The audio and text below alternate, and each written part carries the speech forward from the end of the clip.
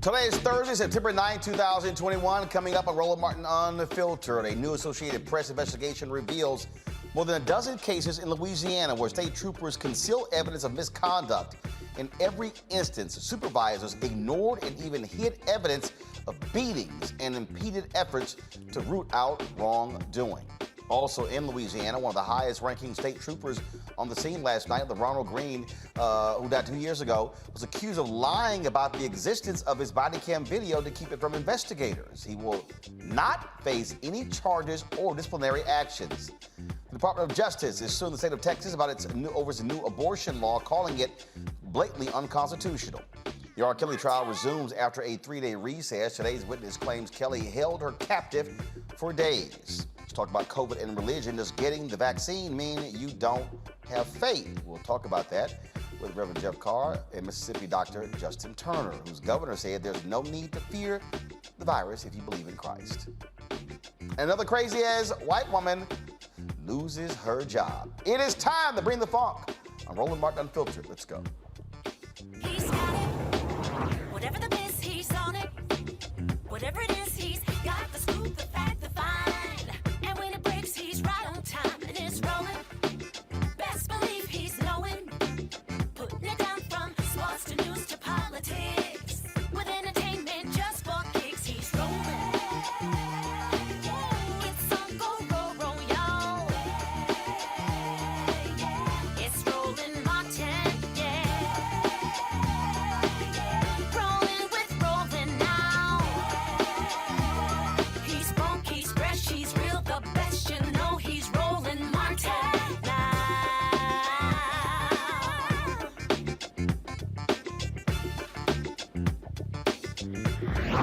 Martin.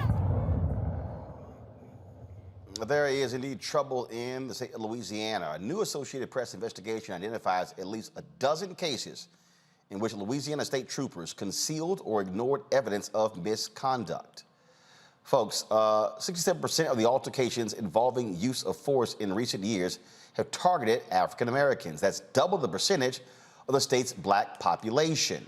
Now, get this. The findings reveal a former officer, Jacob Brown, was involved in 23 use of force cases dating to 2015. 19 of them were black. Jacob resigned in March and is charged with aggravated second-degree battery and malfeasance in office. Now, that's that case there. You also have this case where a high-ranking Louisiana police officer would not face any charges or disciplinary action related to the death of Ronald Green. Lieutenant John Clary was cleared of all misconduct charges related to the violent death of the black motorist in 2019. Clary was accused of lying about the existence of his body cam video to keep it from state police investigators. However, officials say a lack of evidence has yielded no form of discipline for the officer. In 2019, Ronald Green was killed after being viciously beaten by Louisiana police officers during a traffic stop. Folks, serious issues with police there in Louisiana. And so normally what you would have is you would have the state police who would be investigating these cases, but clearly by the AP investigation, you have problems with the state police. Joining me right now is Louisiana State Representative Ted James. Representative James, glad to have you on Roland Martin Unfiltered and the Black Star Network. First and foremost, you know, the Louisiana State Troopers are supposed to be the best of the best. They are supposed to be the agency that investigates crimes happening around the state, especially those involving police officers. Here you have supervisors, bosses, hiding evidence, lying.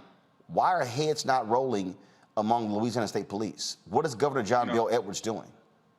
We have, as a caucus, we've called on the federal government because our governor has been very slow to respond. When these allegations first came to light last year due to the work of the NAACP here and the AP, we requested a new colonel. We got a new colonel, an African-American colonel, and it seems like every week we're learning of a new lie, a new cover up. I listened to you articulate, what's going on with Lieutenant Colonel Cleary. Not a single officer, not a single trooper has been disciplined for the death of Ronald Green. On the other hand, a black trooper who has come out and has provided information about all of the cover-ups, about all of the use of force issues in state police, he's been removed. So you have a black man who has come to light with information that has received a more strict discipline than any of the troopers that were involved in the Ronald Green death. We have a huge problem here at Louisiana State Police, and that's why the Black Caucus has asked the feds to come in and do a full-scale investigation. So Lieutenant John Clary was actually a Louisiana State trooper. Yes. Okay, so he was not a police officer; he was a state trooper. And so yes. This AP story, when you talk about all these different things here, this is wrapped up in it. And even in that Green story, they lied about what actually happened to Green. Oh, they told his family that he died in a car accident. And when we saw the pictures of the car, we knew that he didn't die in a car accident. And it took us almost threatening the administration to make sure that they allowed Ronald Green's family to see the video that we saw that was leaked a few months ago. The family and some of us, and I saw that video last year, and we knew within the first few minutes that the troopers on the scene, not only the troopers on the scene, not only did they lie, but their superiors, and Cleary being one of them, one of the highest ranking ones that was on the scene, he lied. And we saw that he was rewarded with, not only was he not disciplined, he has a high profile job. He was all on national television escorting around one of our football coaches. He's since been removed from that. But the problem is, I don't want him removed from a detail. I want him removed from the agency at large. And so the fact that you have Clary, no disciplinary action against him, even though he basically lied, he said one thing, with the body cam footage said another thing. And the fact that they said that he died in a car accident, when we now know that's an absolute lie. Seriously, no action? Look, Cleary, not only did he lie about what the footage showed, he lied about the existence of the footage. And it wasn't until almost a year later that the footage was discovered. Now, the main trooper who beat Ronald Green committed suicide the day he learned that he was going to be terminated. There were still troopers on the scene that deserved to be brought to justice, right? If myself and you and another friend of ours, if we go and beat the hell out of somebody and I kill myself, you will certainly be charged, right? As an accessory, I could list at least 5 or 6 different things that these troopers should be charged with.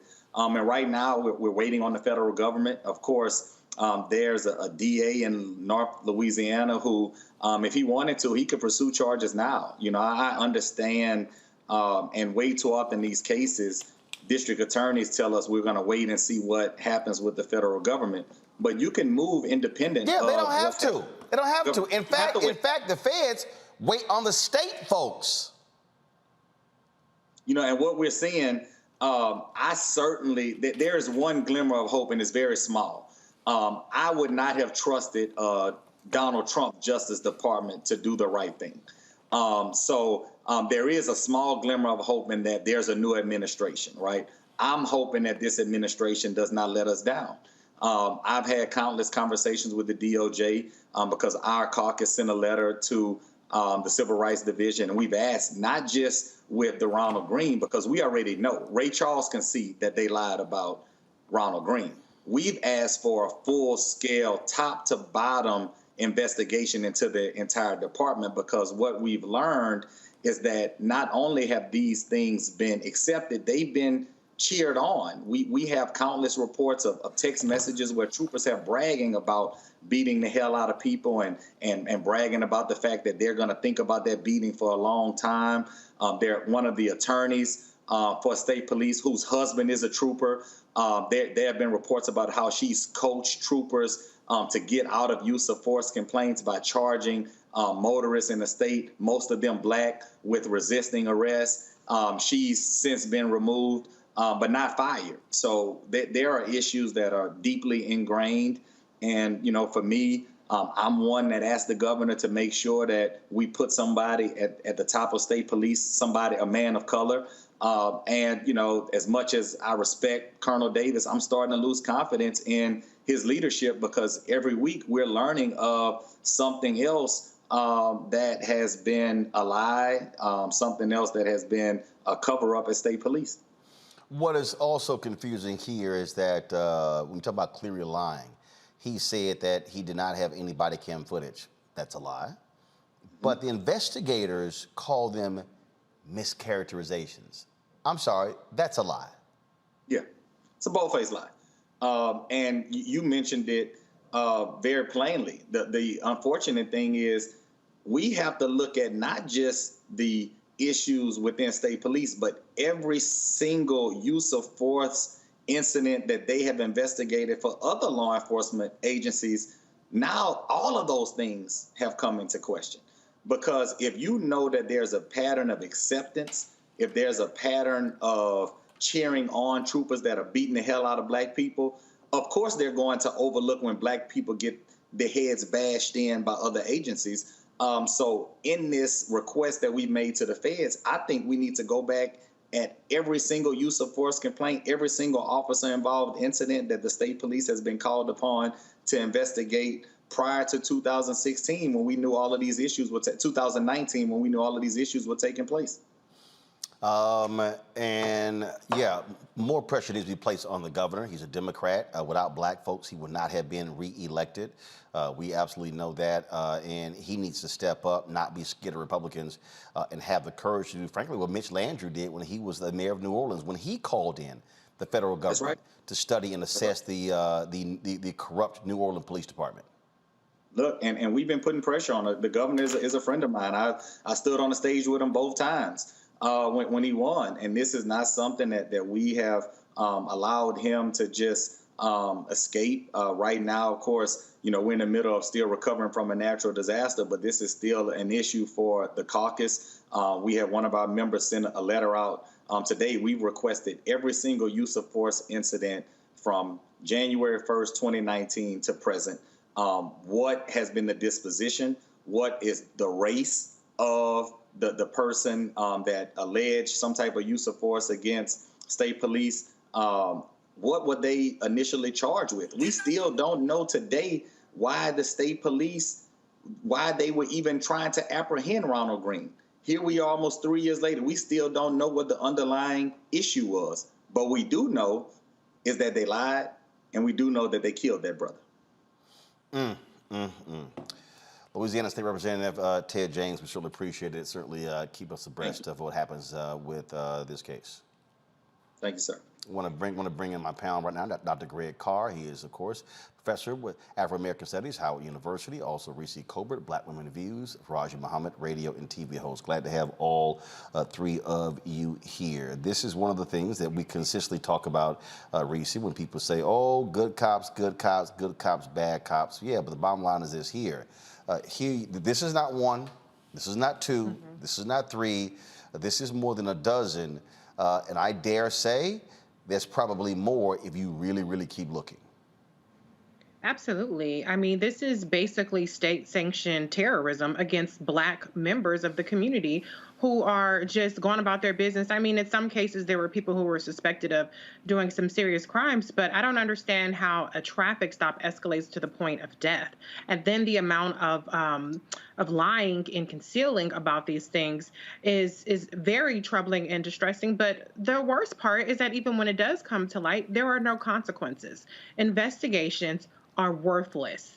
When all of these investigations do is say there's not enough evidence, well, change the standard of proof, change the burden of proof, bring some charges in these cases, find something to charge people with. Just like when y'all find something to charge black people with, when you go fucking with black people and arrest them and you call it resisting arrest, find some trumped up charge to try to get some of these cops and these state troopers who are out here terrorizing Black and Latino people. And it's not just that they're the only victims. There was a white victim that was beaten to a pulp beyond recognition as well.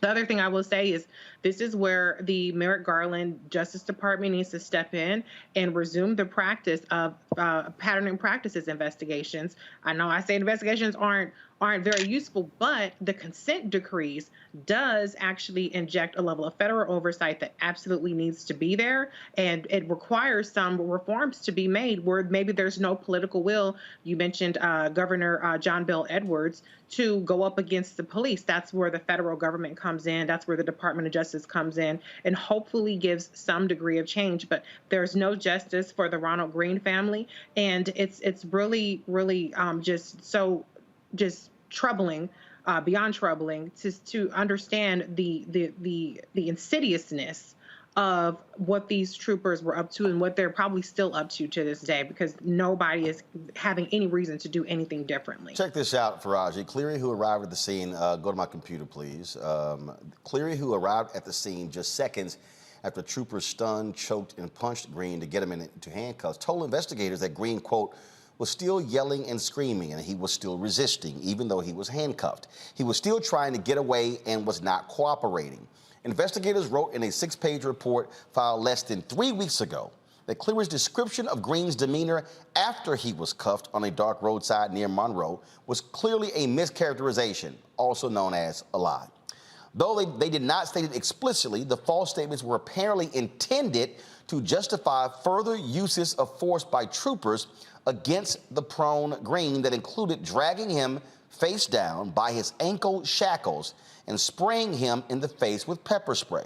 Quote, the video evidence in this case does not show Green screaming, resisting, or trying to get away, Detective Albert Paxton wrote in the new report. The only screams revealed by the video were when Green responded to force applied to him. The report added that Cleary's own video, published last week by the Associated Press and later released by the state, shows Green, quote, lying on the ground, face down, handcuffed behind his back, leg shackles on his ankles, uttering the phrases, I'm sorry, or I'm scared, or yes, sir, or okay.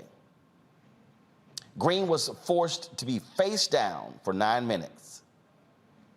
And this is what Cleary yelled. Don't you turn over. Lay on your belly. Lay on your belly, Trooper Corey York yells before briefly dragging Green by the chain that connects his ankle shackles. Lieutenant Cleary's video clearly shows Green to be suffering, Paxton wrote in the new report, adding that the handcuffed man can be heard, quote, gasping for air. Though what happens to Green next cannot be seen on the video, investigators wrote that, quote, Green's eyes are squeezed shut as he shakes his head back and forth, moaning in pain, movements consistent with having been sprayed in the face with pepper spray. So you mean to tell me all of that, and they can't figure out what in the hell to charge this guy with or write him up? Yes, and Brother Roland, I think that we need to say it. Clary needs to go to prison. The whole damn police department needs to be broken down. When I heard the representative talking about the fact of the Justice Department coming in, we know that of the pattern of practice, investigation, and all of that. The big thing is that the United States federal government, the Department of Justice, has the power to come in and to really dismantle police departments and start them back up again. Why they have not done that, I don't know. But I'm happy that they're starting an investigation. But they need to go in like the same way they went in what we saw with Ferguson after Mike Brown. They need to go in and just completely fire everybody or lock people up. And that's all that has to be done, because the trust of the American people is totally gone. I mean, of the people of Louisiana. There can't be no trust, especially among black folks. And I saw that based upon this report, Brother Roland, 67% of those who have been involved and being brutalized by the police are Black people. So when you have that number, when you have these things, and then when you have that type of evidence, you have the body cam footage, you have the other officers, you got an officer who killed himself. I mean, this is all leading to the fact that these jokers were guilty. And one big thing very quickly that we have to keep in mind, there was another story about some years ago about what has happened in Minneapolis, what has been happening in Portland. The problem comes down to you can give people good guidelines, but they have to have the heart, the mind, and the spirit to follow the rules. And when you're seeing that police officers don't have that, then only a few things got to happen. One is either the federal government got to intervene and be broken down by the Department of Justice. Two, the state that is responsible for the funding of the government, they have to be brought to task. Or three, you got to go to the police union in that state and bust the hell up that police union, because police unions serve as like gangs in protecting their own. And so if we don't go after go to the root of the problem, which is corruption within the police departments and these unions, then we're not going to see the justice that we deserve. Check this out, Greg. Go back to my computer, please. Another false statement noted in the report was when Cleary told investigators that his troopers sat Green up and, quote, immediately held his head up so he could get a clear airway. Clary's video, however, showed troopers saying they didn't want to sit Green up because they were afraid he would spit blood on them. Then don't do that, Cleary tells them. Even after Green became unresponsive and troopers sat him up, his head was slumped down on his chest, and they did not make a move to lift his head to make a clear airway for nearly 6 minutes. How does all of that happen? And you don't charge anyone. I have repeatedly said on this show that laws must be changed, that if you or Reese or Faraji or myself, if any of us lied to police, they could charge us. Mm-hmm. Cops lie, nothing happens. To me, the least you can do is simply discipline him by saying you knowingly lied to investigators, and he should be fired and should be facing some type of charges. Absolutely. Mm-hmm. Yeah, absolutely. I mean, the one thing we might have to say at the onset is that we must use all tools at our disposal: elected officials, the courts, right, the Justice Department. So that's number one. But I'll say, having said that, there's no we. There's no historical evidence for any concept called the American people. The legal framework is one thing. The historical, cultural, social entity is quite another.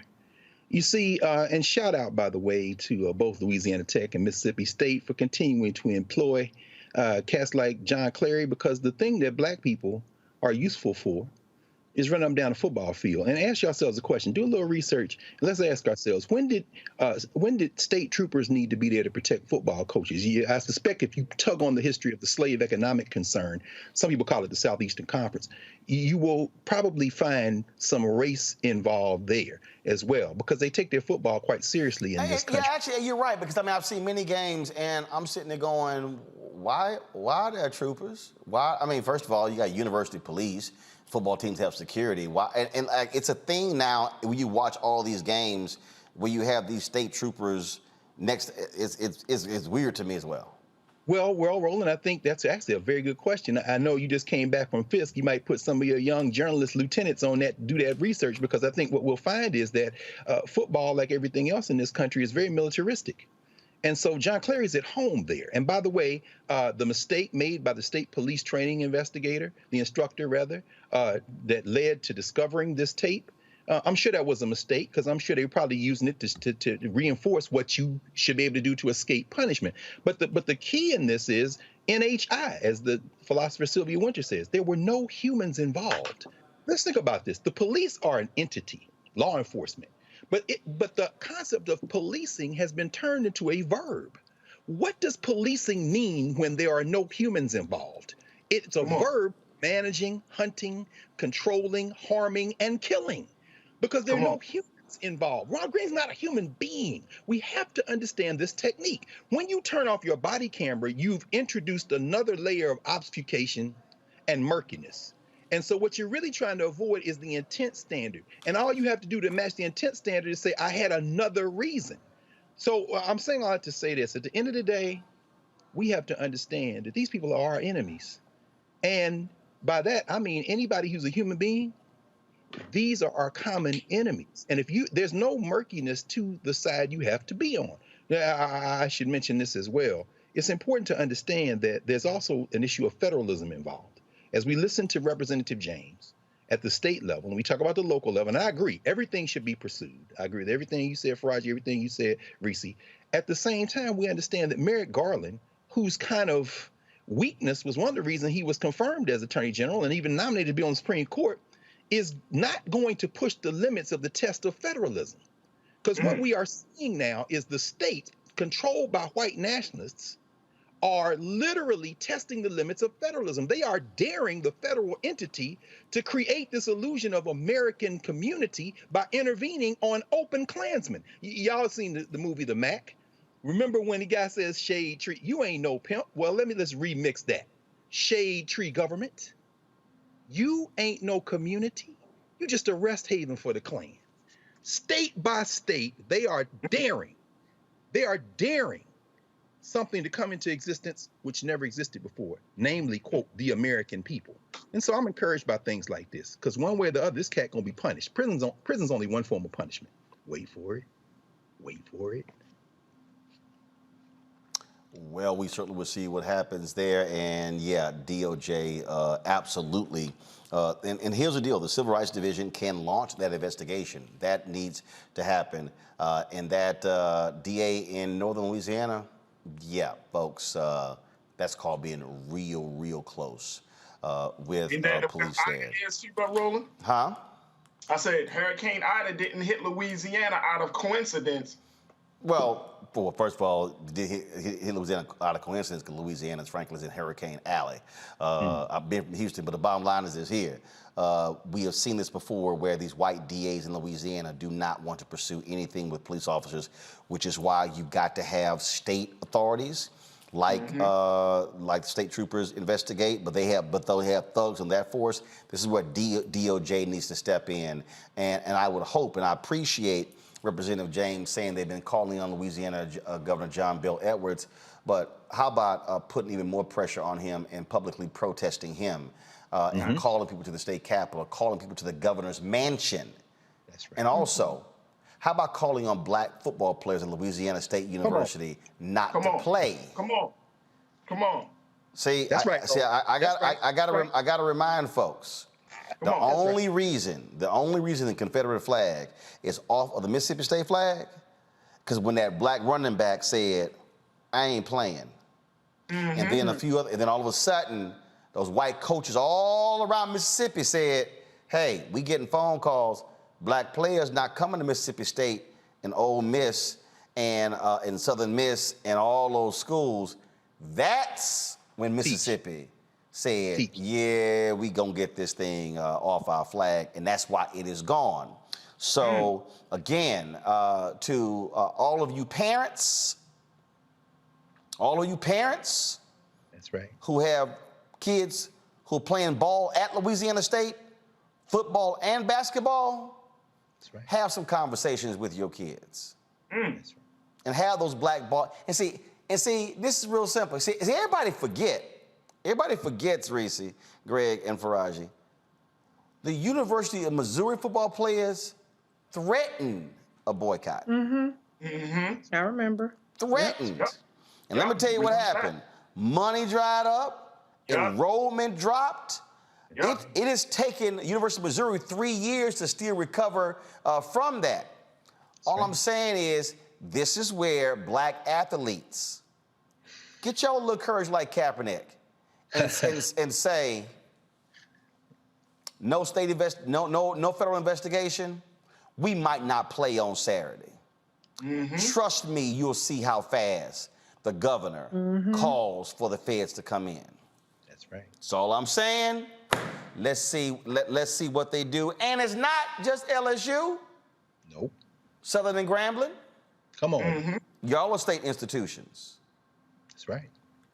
Those players, you can do the exact same thing. So let's see what happens here. And so that's why, folks, you've got to be able to willing to call some folks out and use your power. All right, folks, the R. Kelly trial resumed today after a 3-day recess. A woman identified as Sonia testified that R. Kelly raped her after promising her an interview with the artist. The victim claims Kelly held her captive for more than 3 days in his studio when she was 21 years old. Sonia was the 8th accuser to take the stand against R. Kelly during the trial. Other accounts have often included physical and sexual abuse details, and 5 of the people testified that they were underage during their first sexual encounters with Kelly.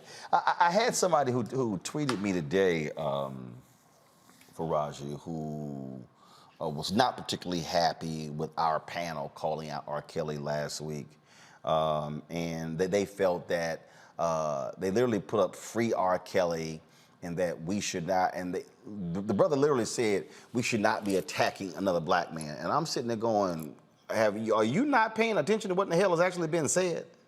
Come on. Come on. Yeah, it literally happened. I mean, first and foremost, any joker who says that R. Kelly should be free, I mean, we should cancel them. I mean, when you go to that situation and when you look at what that young lady Sonia said, who's a 39-year-old woman, and what she said R. Kelly did to her at 21 years old, and if we understand the impact that sexual abuse has on anybody, but particularly on women, you would not be so quick to call that man a genius of any sort. Of any sort. You would not be so quick to say, oh, we beating up on a black man.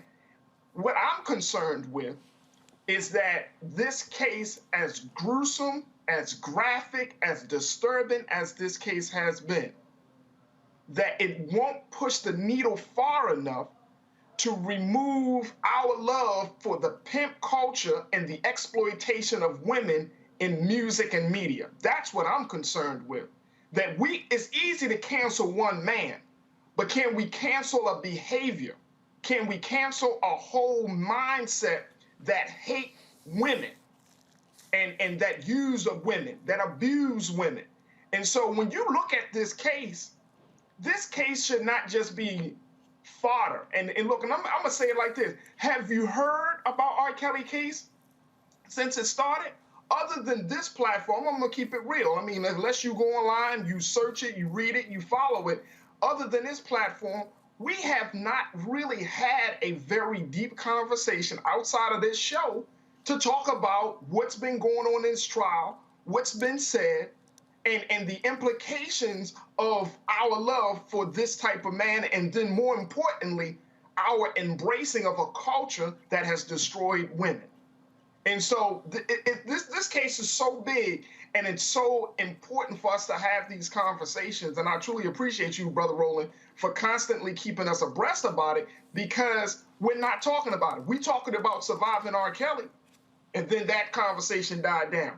But when you listen to the stories from the people that work with him, about the rules, to the victims themselves, nah. You want that joker under a damn jail cell. You would not want to listen to his music. You damn sure wouldn't want to fly with him, and you would not want to have anything to do with R. Kelly, Robert Sylvester Kelly. Trust and believe. Greg, of course, it is innocent until proven guilty, but frankly, people can still weigh in on what they're hearing, and what we are hearing is shocking, devastating, sick, and demented.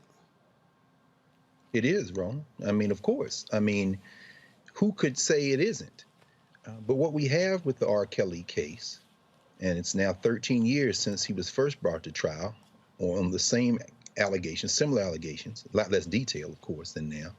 What we really have is a car crash at the intersection of culture and law. We, as people of African descent in the modern world system, certainly those of us in the Western Hemisphere, more specifically the United States, have unfortunately continued to fall victim to, and now just really occupy, a culture that allows for our own dehumanization. And the culture is in the language, the culture is in the music.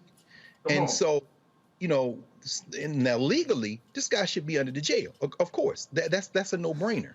However, just like somebody reached out to you and said that, the hope of his defense team is there's at least one person like that on the jury. And the bigger issue, let's say he goes to jail from now on, either here or in the subsequent trials that will come up after this. Let's say that happens. That's one guy. The deeper question is, what about every hip hop artist, every R&B artist, every soul artist, every cultural artist, every movie producer, every video maker who has reinforced the culture of dehumanization, not only against black women and men, but against even the very notion of blackness, and then wraps it up into, I'm just expressing myself. See, this is the problem. And then until we address that underlying problem, then the difference for me between R. Kelly and Jay-Z is just a question of, well, who did the most egregious acts and the shock of the individual incident that can send one to jail. But when I turn on the radio, quite frankly, I can't tell the difference. Reese. Well, if you were upset, then let me give you something to be mad about. If you can identify with R. Kelly personally, then you're a motherfucking degenerate. Point blank period. And maybe your ass need to be up under the jail right along with R. Kelly. Okay? So let's, instead of talking about protecting the legacy and the black man who was sitting up there allegedly until proven guilty, I guess, raping and terrorizing and kidnapping and abusing women, men, children, families. If you can justify that because he's a black man, there's something seriously wrong and demented with your mentality. It's nothing wrong with us talking about it. It's something wrong with your ass and how you think, okay? So why don't we put a little bit more emphasis on protecting victims, on protecting girls, boys, people, black people, the community? How about that, from a sexual predator? Why don't we put more emphasis on that than the fact that you like R. Kelly's Bump and Grind or 12 Play? Come on. Check yourself. Don't come over here with that mess. Check yourself and your fucked up mentality. That's right. Period. I'm trying to see. There was at least one MF, at least 4 Fs. Sorry, not sorry. Because like, we're not going to normalize that kind of comment. Oh, absolutely. You were literally trying to check us for talking about testimony in the court of law under the threat of perjury or criminal penalties, and you're trying to check us because we're talking about what this man, this degenerate, this pedophile, this sexual serial predator allegedly is doing? Check yourself. Don't come over here with that. Check yourself. Look in the mirror, and we need to find out who the hell your ass is around. If you think that what he's done is something that's redeemable, that should be protected, that should be shielded, what the hell is wrong with you? There's something wrong with you, not us, and not the Roland Martin Unfiltered show. That's right. That's right. Hey, Roland, it's okay. Reese got to say that in the words of Miss Lauryn Hill. I add a motherfucker so you ignorant Negroes hear me. In other words, you can't. That's the only way we can communicate. I'm sorry. You know, Intellectually, it didn't work. It didn't register with intellectual. So let me throw one of those up, and maybe you'll hear it, and you can hate tweet me, and you can fry me up in the YouTube comments, and you can say whatever the hell you want to say. But I said what I said. Fuck R. Kelly and you too. How about that? That's not unbiased. That's my opinion. Gotcha. All right, folks. Texas. They're facing a federal lawsuit over the state's new law banning most abortions. The Department of Justice says the law was enacted in open defiance of the U.S. Constitution. Attorney General Merrick Garland is asking a federal judge to declare the law is invalid, to enjoin its enforcement, and to protect the rights that Texas has violated. Is set out in detail in our complaint. Its basis is as follows. SB 8 bans nearly all abortions in the state after 6 weeks of pregnancy, before many women even know they are pregnant, and months before a pregnancy is viable. It does so even in cases of rape, sexual abuse, or incest. And it further prohibits any effort to aid the doctors who provide pre-viability abortions or the women who seek them.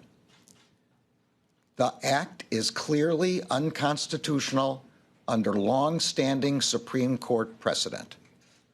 Those precedents hold, in the words of Planned Parenthood versus Casey, that, quote, regardless of whether exceptions are made for particular circumstances, a state may not prohibit any woman from making the ultimate decision to terminate her pregnancy before viability. Texas does not dispute that its statute violates Supreme Court precedent. Instead, the statute includes an unprecedented scheme to, in the Chief Justice's words, quote, insulate the state from responsibility, close quote.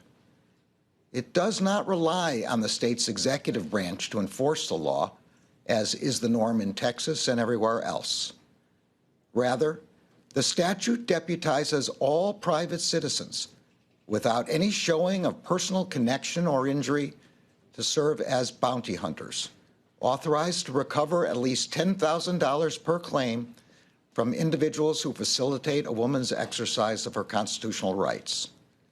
The obvious and expressly acknowledged intention of this statutory scheme is to prevent women from exercising their constitutional rights by thwarting judicial review for as long as possible. Thus far, the law has had its intended effect. Because the statute makes it too risky for an abortion clinic to stay open, abortion providers have ceased providing.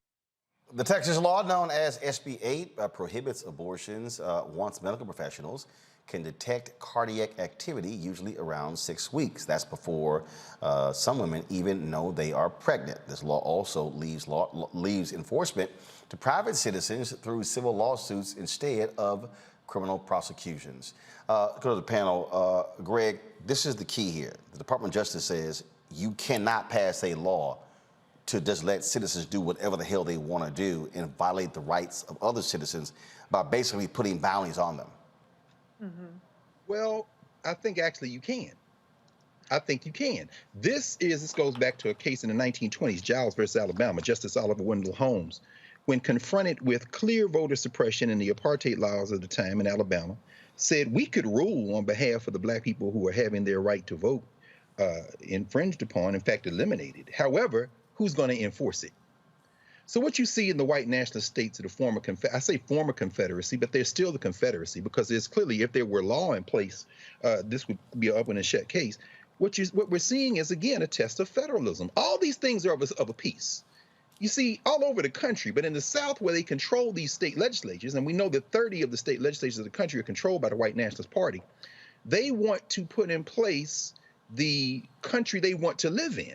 You know, the words of Dixie are still in their ears. Oh, I wish I was in the land of cotton. In the land of cotton, you can brutally kill black women and men. In the land of cotton, women have no rights. And so when you hear Merrick Garland there with Vanita Gupta, who is where we should place our faith in, Gupta and Kristen Clark, I mean, Merrick Garland, whatever, but we force him into it, right? But what we hear when Merrick Garland said, he was very careful when he used the phrase bounty hunter, he's drawing from Sonia Sotomayor's dissent, when she said the state of Texas has deputized private citizens and made them bounty hunters who can now get, and Texas is offering cash prizes to these bounty hunters for civilly prosecuting their neighbors' private, she didn't use the word private, but she's implied private, medical procedures.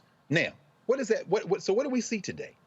The United States now substituting itself as plaintiff for the Texas plaintiffs that tried a couple of weeks ago, is now going to sue Texas and force these white nationalists, 5 white nationalists, including Clarence Thomas. See, white nationalists, you don't have to, it's not a phenotype, it's not a race, it's a concept. And he's a rabid white nationalist as well, Clarence Thomas. They are going to attack and force them to once again affirm their declaration by not intervening, because they're also going to go for an injunction. They're going to say that this deputizing of state action is constitutional. That contradicts the Constitution on a couple of reasons, and I won't go too deep into the detail, but I'll mention this. One is state action. See, Texas threw the rock and hit its hand by saying, we can't enforce this law. No, but by deputizing private citizens, you have done the equivalent of allowing the Klan to outright operate like the police. Once state action is involved, you have now triggered the constitutional crime. You've triggered the constitutional violation. So this is an open and shut case. But I suspect what the Supreme Court will do is not allow for an injunction. Let this work its way through the courts. And as in that biology lesson that Alexandria Ocasio-Cortez gave the country, including that shovel-mouth piece of human refuse, the governor of Texas, as she reminded him, most people don't even know. Most women don't even know they're pregnant, because if you miss your period and you late by 2 weeks, it could be stress, it could be anything else. And I'm not about to get into that. I'm just listening to her basically tell him, you're not a man, you're not a human being, and you want your state to be like every other white nationalist state. You want to turn this into the handmaid's tale. And yet, since you got a handmaid on the court with that last appointment, you think you have the numbers to do it. So I guess we're going to find out. Reese. Yeah, I mean, one thing I will say, to the extent that, the federal government has the ability to be effective here, and as Dr. Carl pointed out, it really boils down to the Supreme Court. If they're going to go all in with their white supremacy and go all in with their anti-woman, philosophy. But to the extent that the federal government can be effective, this is why elections matter, because you do have a Vanita Gupta, as you pointed out, Dr. Carr, and a Kristen Clark, who could push Merrick Garland to take up this case. If we still had William Barr, forget about it. This wouldn't even be possible. And this type of legal activity would be left to organizations like the NAACP Legal Defense Fund and Planned Parenthood, et cetera, et cetera. So it's really important that the federal government is involved with this, that they're putting all of their resources behind it.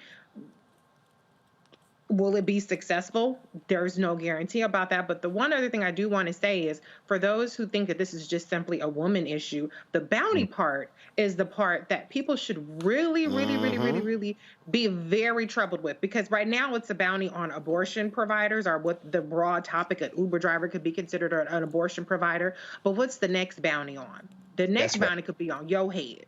And do we want to deputize white folks predominantly, because we know that's going to be the main people all up in everybody's business, but we want to deputize white people. They see a black man driving somebody in the car, all of a sudden, I think he's an abortion provider.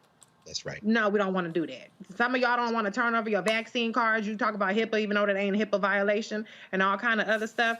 But then when it comes to a woman's privacy, because that's what Roe v. Wade was really about, was privacy, now y'all up in everybody's business. So like I said, the bounty today is on abortion providers, but what's the next bounty? That, if you don't have any other concern about it, you think it's a woman issue, you think, well, I already had my kids, I'm not concerned about it, or I don't plan on having kids. The bounty issue, because the bounty could be on your head, the bounty could be on your brothers, your husbands, your sons. These are not just women that are infected by it. It could be on anybody's head. And I don't trust that. Faraji. Yeah, I mean, I think let's just keep it clear. The bounty that we're talking about is $10,000. That's what Merrick Garland said, that the law deputizes private citizens to serve as bounty hunters authorized to recover at least $10,000 per claim from individuals who facilitate a woman's exercise of her constitutional rights. Again, we have a human rights issue that becomes a money grab. So if you have an individual who's looking for a come up, and this is, I mean, look, we got to talk about the fact that this is the sad state of affairs that we find our citizens, the citizens of America in, that you got to put a price attached to human beings at all costs. So we're capitalizing on the pain of women. And then let's look at what has happened with the Texas state's attorney had to say about this whole situation. He tweeted out that the administration, speaking of the Biden administration, quote, should focus on fixing the border crisis, Afghanistan, the economy, and countless other disasters instead of meddling in state sovereign rights. Well, first of all, we know Ken Paxton's stupid. And he needs to be in prison with his corrupt ass. So that's right. And so that's right. I mean, that's just a reality right there. Folks, hold tight 1 second. Got to go to break. We come back. We're going to talk about COVID, and a lot of people are asking for a religious exemption. Really? Even one black singer. She was supposed to sing the national anthem at an NFL game. She said, "I'm not getting vaccinated." They were like, "Your ass ain't singing." And Megyn Kelly You know, Megan White Santa Kelly. You know, Megan Blackface at Halloween Kelly. That Megan Kelly. She's offended, angry, upset, highly bothered at the national anthem, at the black national anthem is going to be sung at every NFL game. She says this is an affront to, quote, average Americans. Ooh, y'all know I can't wait for crazy ass white people. Megan, you're today's star. That is next on Roland Martin Unfiltered, right here on the Black Star Network. I believe that people our age have lost the ability to focus the discipline on the art of organizing. The challenges, there's so many of them and they're complex, and we need to be moving to address them. But I'm able to say, watch out, Tiffany. I know this road. That is so freaking dope.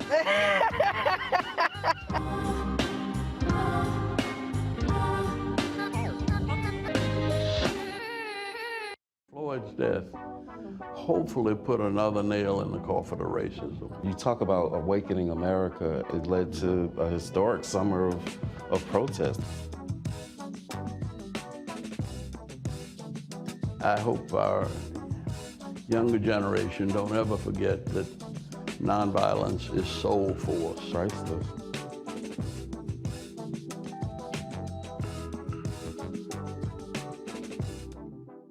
Hello, everyone. It's Kiara Sheard. Hey, I'm Taj. I'm Coco. And I'm Lily. And we're SWV. What's up, y'all? It's Ryan Destiny, and you're watching Roland Martin Unfiltered.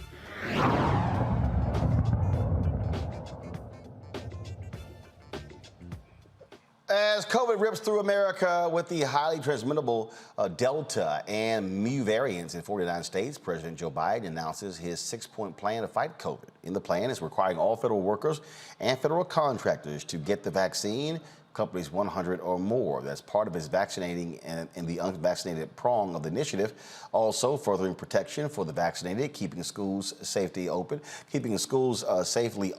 increasing testing and requiring masks, protecting our economic recovery and improving care for those with COVID-19. Biden says there are too many ways to keep this pandemic under control if folks use them. The pandemic of the unvaccinated. And it's caused by the fact that despite America having unprecedented and successful vaccination program, despite the fact that for almost 5 months, free vaccines have been available in 80,000 different locations, we still have nearly 80 million Americans who have failed to get the shot.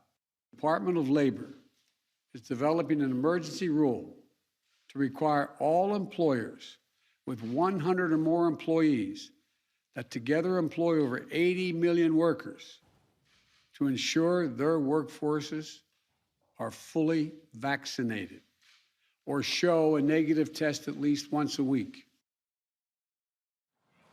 Now, Biden's approval rating has decreased as a result of COVID, but also if you look at Afghanistan, a recent poll, 52% of Americans approve of his handling of COVID pandemic. That's down from June 62% when folks were surveyed.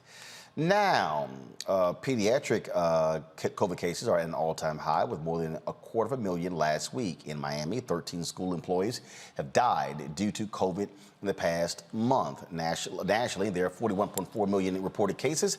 671,468 folks have died. Now, 54% of the U.S. population is fully vaccinated.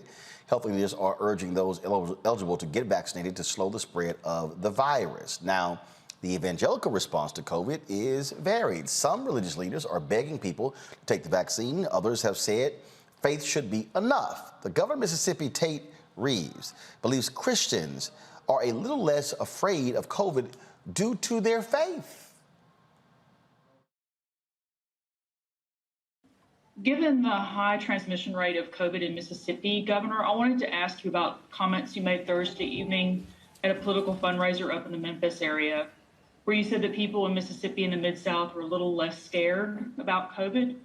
When you believe in eternal life, when you believe that living on this earth is but a blip on the screen and you don't have to be so scared of things. was wondering if you could expound a little bit upon those comments, what you meant by that, and whether you have any concern that that might take away people's willingness to take preventative measures. Yeah, well, thank you for that question, Emily. What I meant when I said that is exactly what I said, and I feel certain that you have read the article in which the very next sentence after I said what you just asked, I also said that the Bible also teaches us to take necessary precautions. And in our state and in our nation right now, there are certainly necessary precautions that we can take with respect to COVID. But I believe very strongly in my faith. I believe very strongly in what the Bible says. And the Bible is very clear that whosoever believeth in him shall not perish but have everlasting life. And that is my worldview. It's how I believe. It's what drives me every single day. And I think it's what drives a large number of Mississippians. We should take necessary precautions with respect to COVID, but we also understand that we do have everlasting life if we believe in Jesus, if we believe in God the Father, and I certainly do. Joining me now, Reverend Jeff Carr, founder of the Infinity Fellowship in Nashville, Tennessee, and Dr. Justin Turner, CEO of Turner Care. Glad to have both of you here. I got to ask you this here, Pastor Carr. There's a whole bunch of preachers who died of COVID. Early on last year, there were about 30 to 40 black preachers who passed away. Then, of course, you have Bishop Harry Jackson, who preached Easter in the White House in the Oval Office with Donald Trump last year, who was dead a few months later due to COVID, because he was around an Amy Coney Barrett super spreader event. He got it. He died. So when you listen to these people, and I see these people on social media, they're like, I'm good, I got God. A lot of us got God too, but we also ain't stupid. We also understand that God has provided knowledge and wisdom to scientists and doctors. Indeed, Roland. I think it's important, though, that we pay attention to the words of Dr. Maya Angelou, who reminded us that when someone shows you who they are, do yourself a favor and believe them the first time.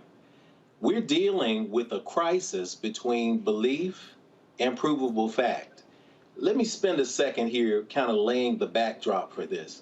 Tate Reeves is a true believer. Governor Bill Lee in Tennessee is a true believer. Donald Trump, he professes to be a true believer. I really do appreciate when any true believer demonstrates to me who they are. With that said, let's explore what belief is and how it fits into the context of this discussion around coronavirus, COVID-19, the Delta variant, and everything that is affecting us right now. What is belief? This is what we have to define. Belief, simply defined, is what exists in the absence of provable fact. See, belief is the space in the gap. I'm not a person who teaches in my congregation that is interspiritual, that is interfaith. I don't teach people to believe. I teach people to know. When you deal with belief, belief takes you down a path that will leave you at each other's throat.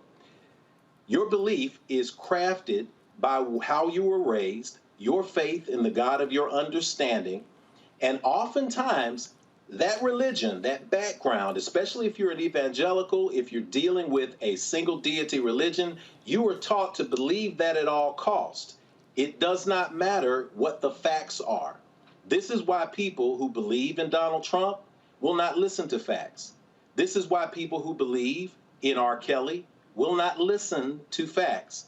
This is why people who believe in what Tate Reeves and what Bill Lee believe, they don't listen to facts. They will look at the 40 million plus people infected. They will look at the 176 million cases that are going throughout and spreading in the Delta variant, and it does not matter to them.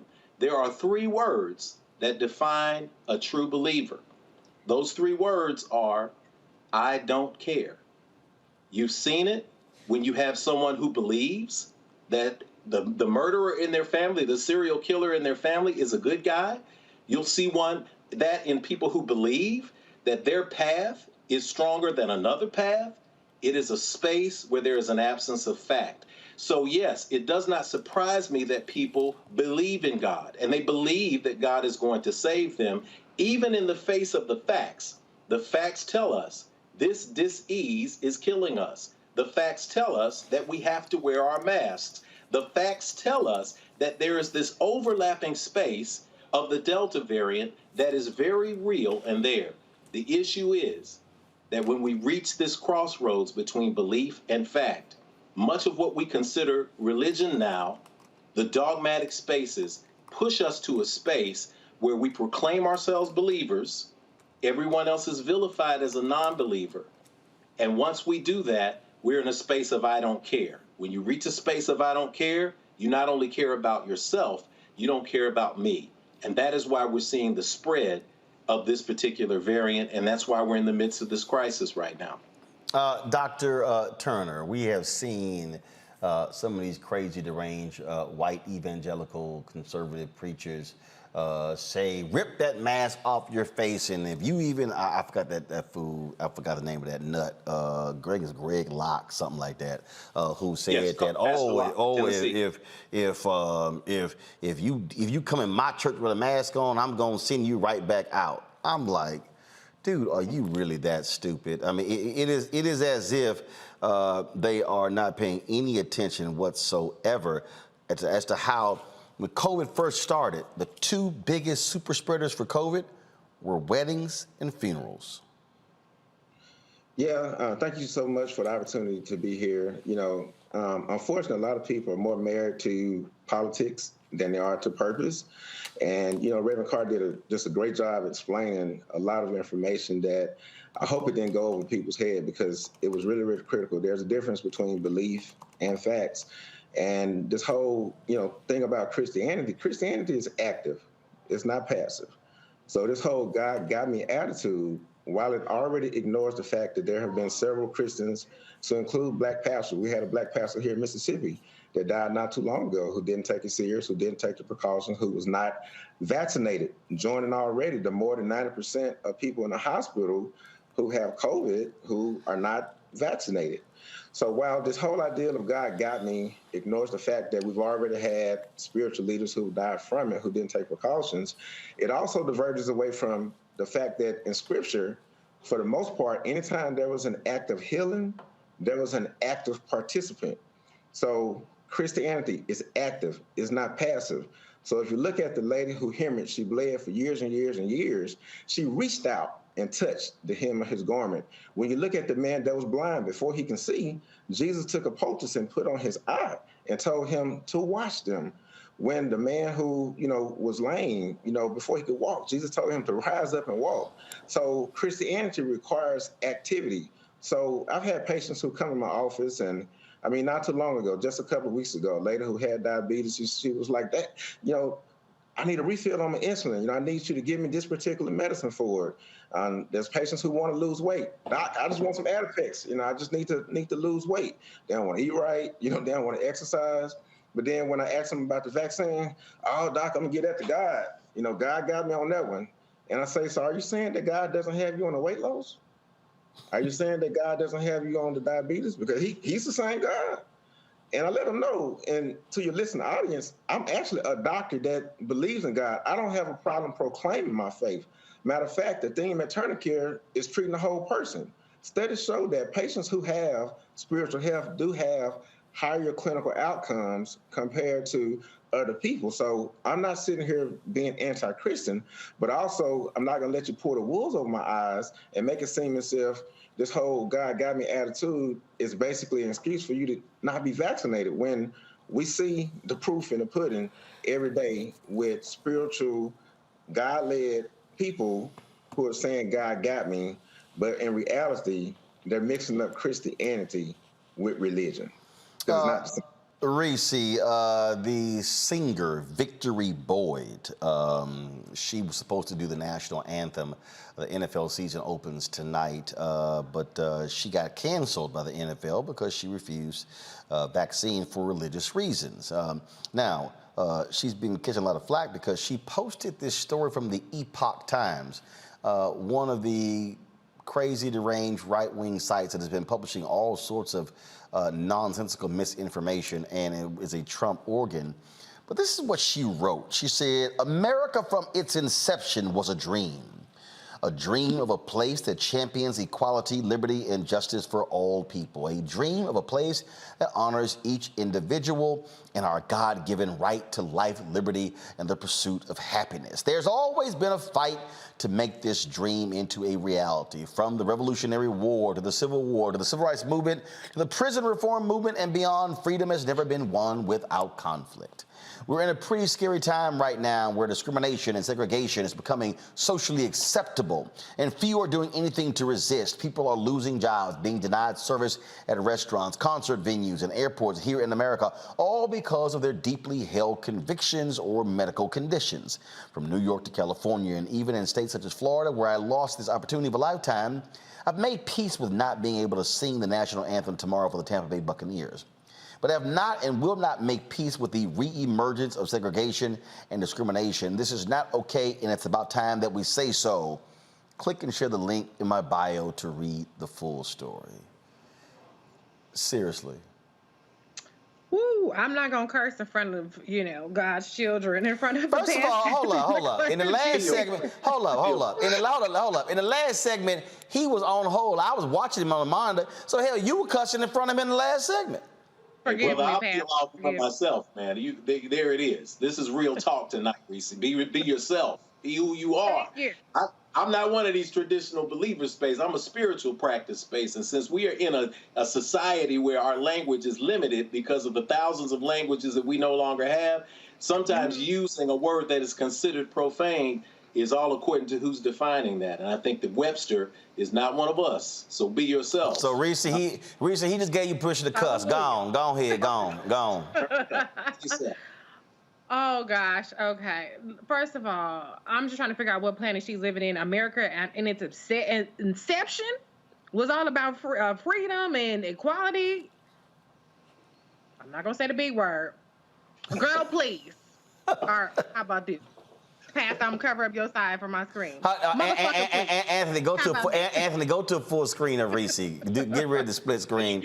Go to full screen of Reese. Okay, Reese, go ahead. I got you. I didn't cuss in front of the pastor. I got you. Go ahead. No, but motherfucker, please. I mean, come on. Like, let's be real, okay? And let me say this: when you talk about segregation and this, that, and the other, it's called quarantining.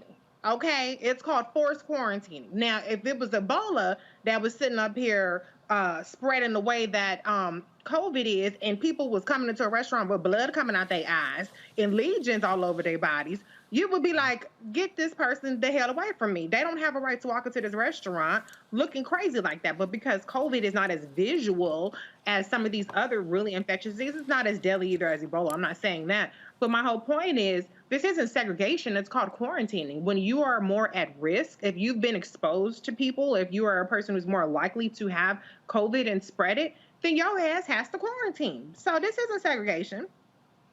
It's called public health. Since you don't want to be a part of that contract that we're making, then you have to, you have to deal with the consequences of that. So now you don't get to perform at the NFL, but do not compare quarantining basically with Jim Crow. There's no comparison. There's absolutely no comparison. People have a right to get the vaccine or not.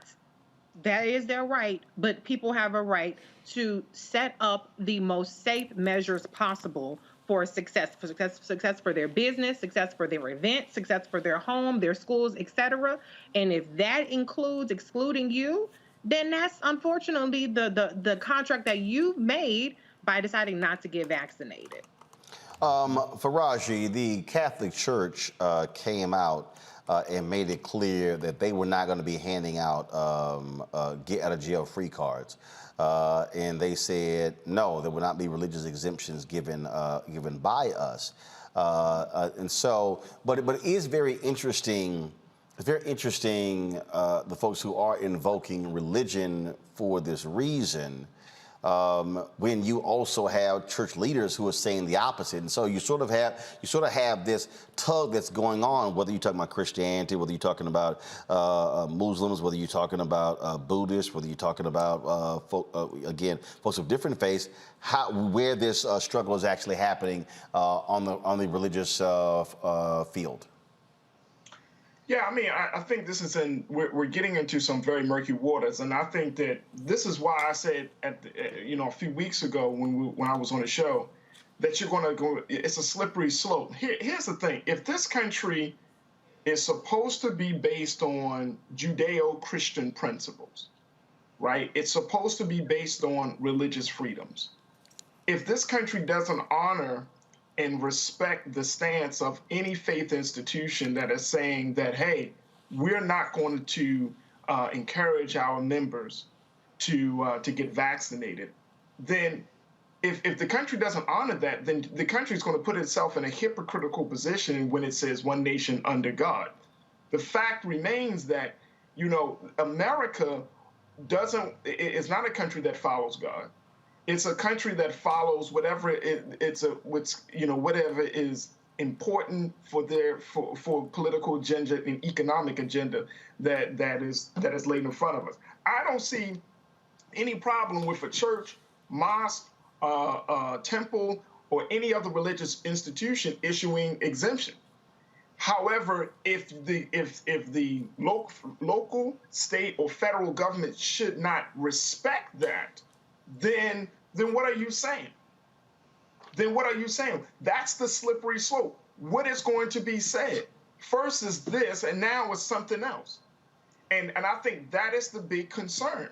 And I think that people, just because we go back and forth on this, but just because a person says, look, I'm deciding not to take this vaccine because it's my religious right, I just don't think it's the right thing, you should respect that. That should be respected. But a person's if you start to intervene in people's beliefs, then you're going against the very fundamental principle of what this country said it stands for. But Greg, the government is not going against people's religious beliefs. See, this is what, to me, the separation is really here.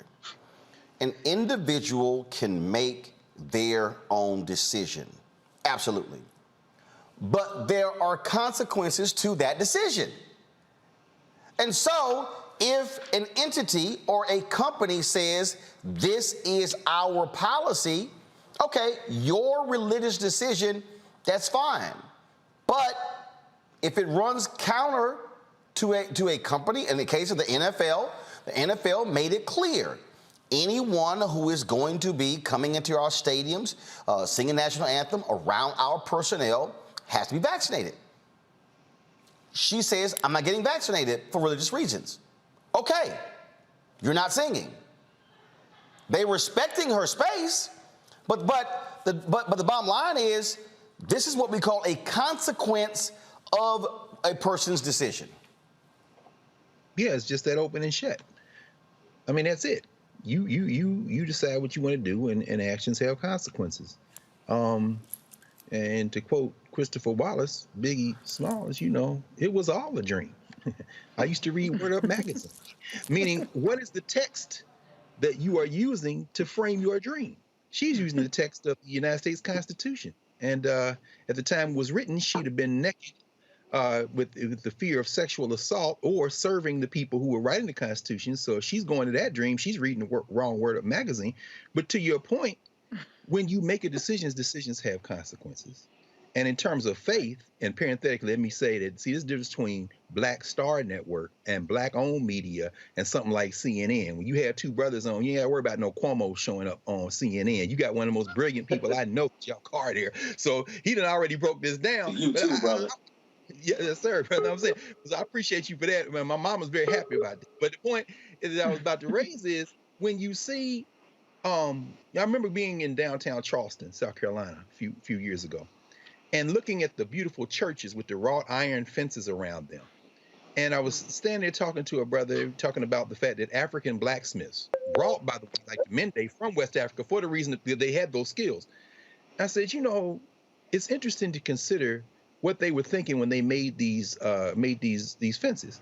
And the brother was like, yeah, do you think those white Christians understood that those blacksmiths, and if you know West African blacksmiths, they're very deeply spiritual people. In fact, they're spiritual practitioners, most of them.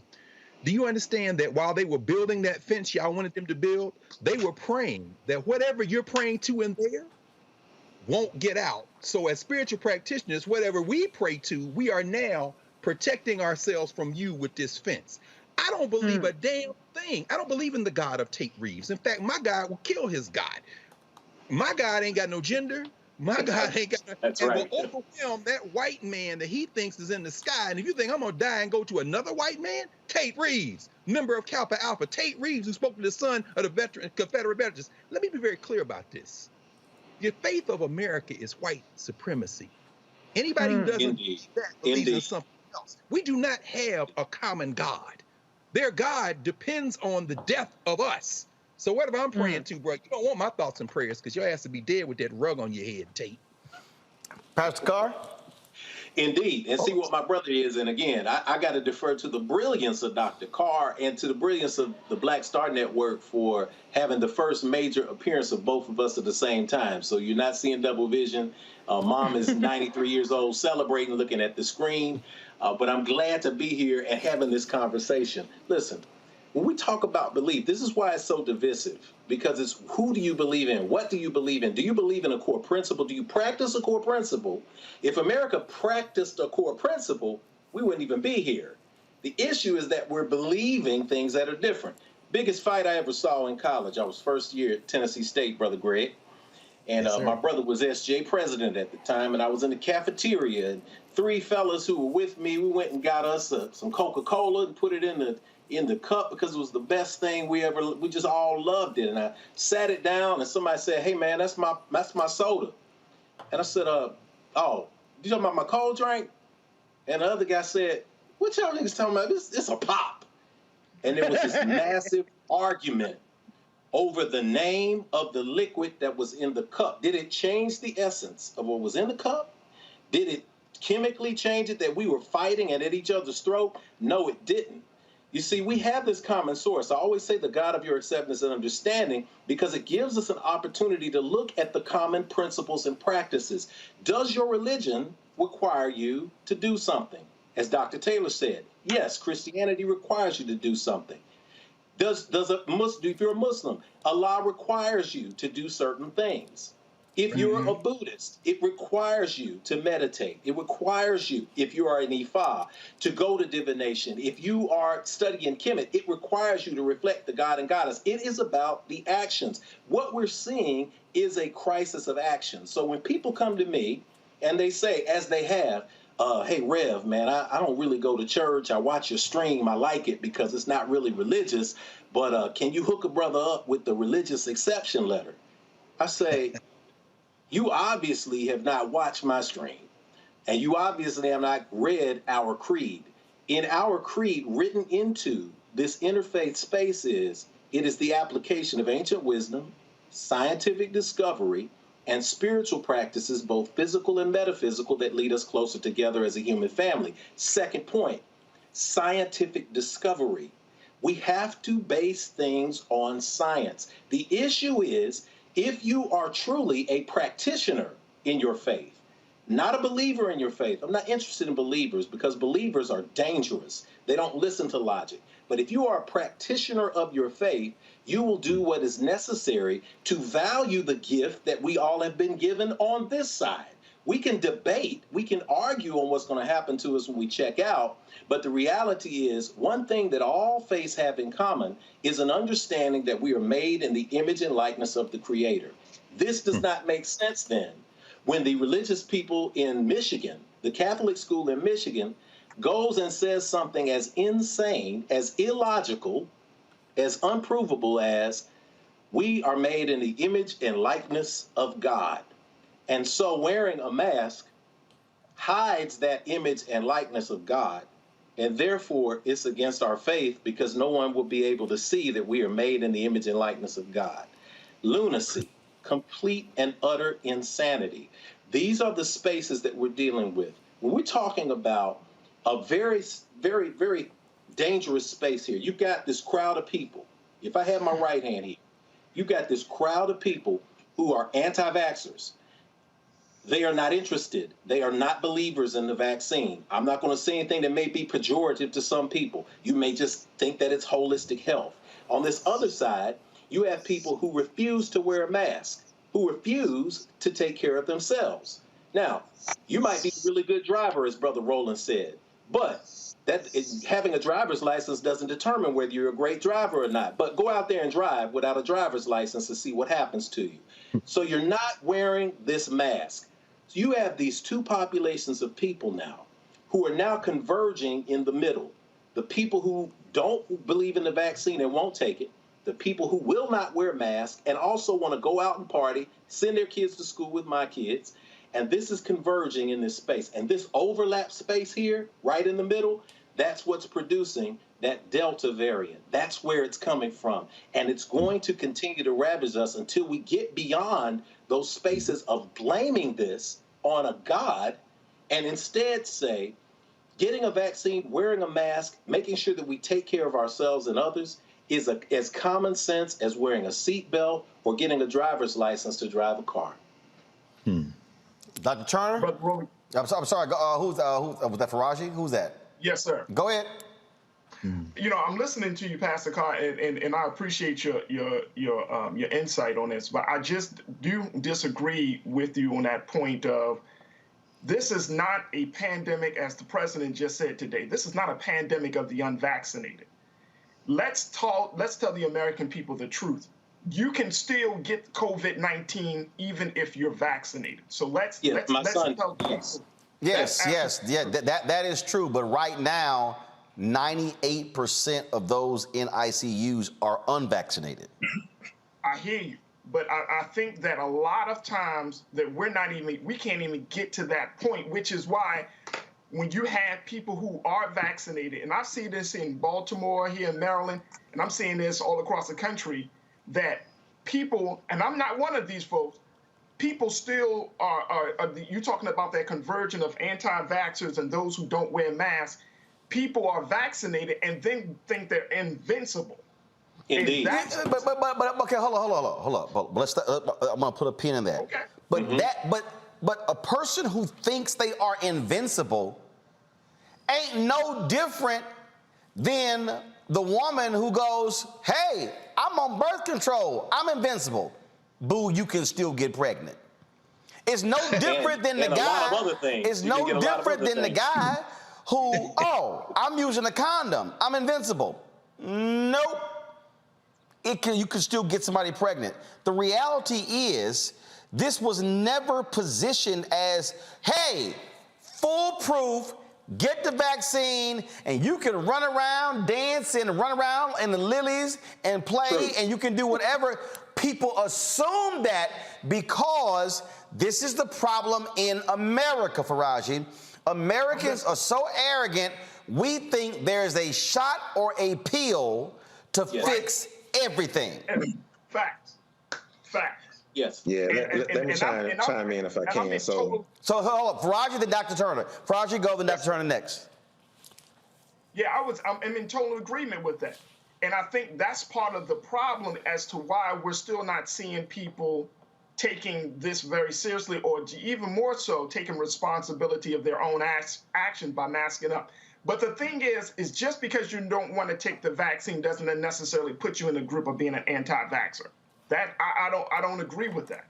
Just because you don't take the vaccine because it's an experimental vaccine, it's pushed by multinational companies from Pfizer to Moderna who are getting richer as we're getting sicker.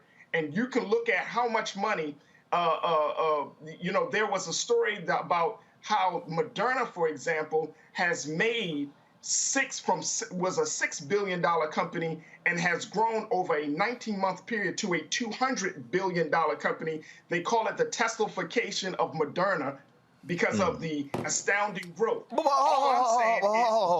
on. I'm gonna go back to Turner, but I gotta stop you there. When people talk about change your diet and go from eating meat to fresh fruits and vegetables, does the stock price of the company that produces the fruits and vegetables go up? Oh, absolutely. So here's the deal, okay? Somebody got to make the vaccine. So here's the question. Does the government make it? Does private companies make it? Who makes it? I don't give a damn who's making money from it. I really don't. At the end of the day, because here's the deal though, that has nothing to do with saving a life, because you know what? It's a whole bunch of black people right now with diabetes. And you know what they're taking? Diabetic medication. Somebody getting paid off of that. Now, guess what? If you fall into a diabetic coma, ain't no black family sitting there going, "Mom, we don't know what's in that diabetic medication." You sitting there saying, "No, save Big Mama, save Pawpaw, save Mama, save Daddy." So I'm not tripping on a company and what they're making on it, because you know what? It's America. Somebody gonna make something and get paid. Here's my only pushback on that, Brother Roland, because you know I love and respect your thoughts on it. But here's my pushback. Because America is a capitalistic country, that type of growth, that type of revenue will put people, when you have multinational companies, you know it like I know it, they influence economic policy and they influence healthcare policy based upon financial gain, not based upon the general welfare of the people, but based upon money. And all I'm saying is, when we're talking about this, we can't disregard the fact. Now, if this vaccine came from the government and they didn't put no price tag on it, and they said, "Look, this is just for the general public," it might be different. No, it wouldn't. No, it's not. Because the same folks say, "I don't trust the government." I would be more concerned. Dr. Turner, come on. Yeah, so let me say this. So I will agree that everyone who has not been vaccinated is not anti-vax. Matter of fact, I convinced probably over 95% of my patients who have not been vaccinated to be vaccinated. And a lot of it is due to disinformation. And there's been studies out there that suggest that there are some people who are associated with white supremacist groups who have intentionally put out misinformation that has led to a lot of the issues that we have, especially in our community. When I have people that are coming in that are asking me, "Well, Doc, what about the fact that it changes your DNA?"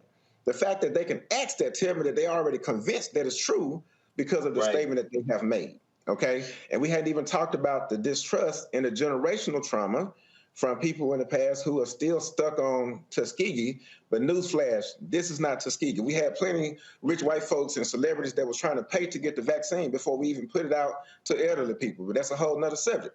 Now, President Biden said that this is a pandemic of the unvaccinated. So yes, there are people out there who have been vaccinated who are still getting COVID, and a very, very small percentage who have died. But most of those people are people who are older, who are elderly, who have underlying health conditions.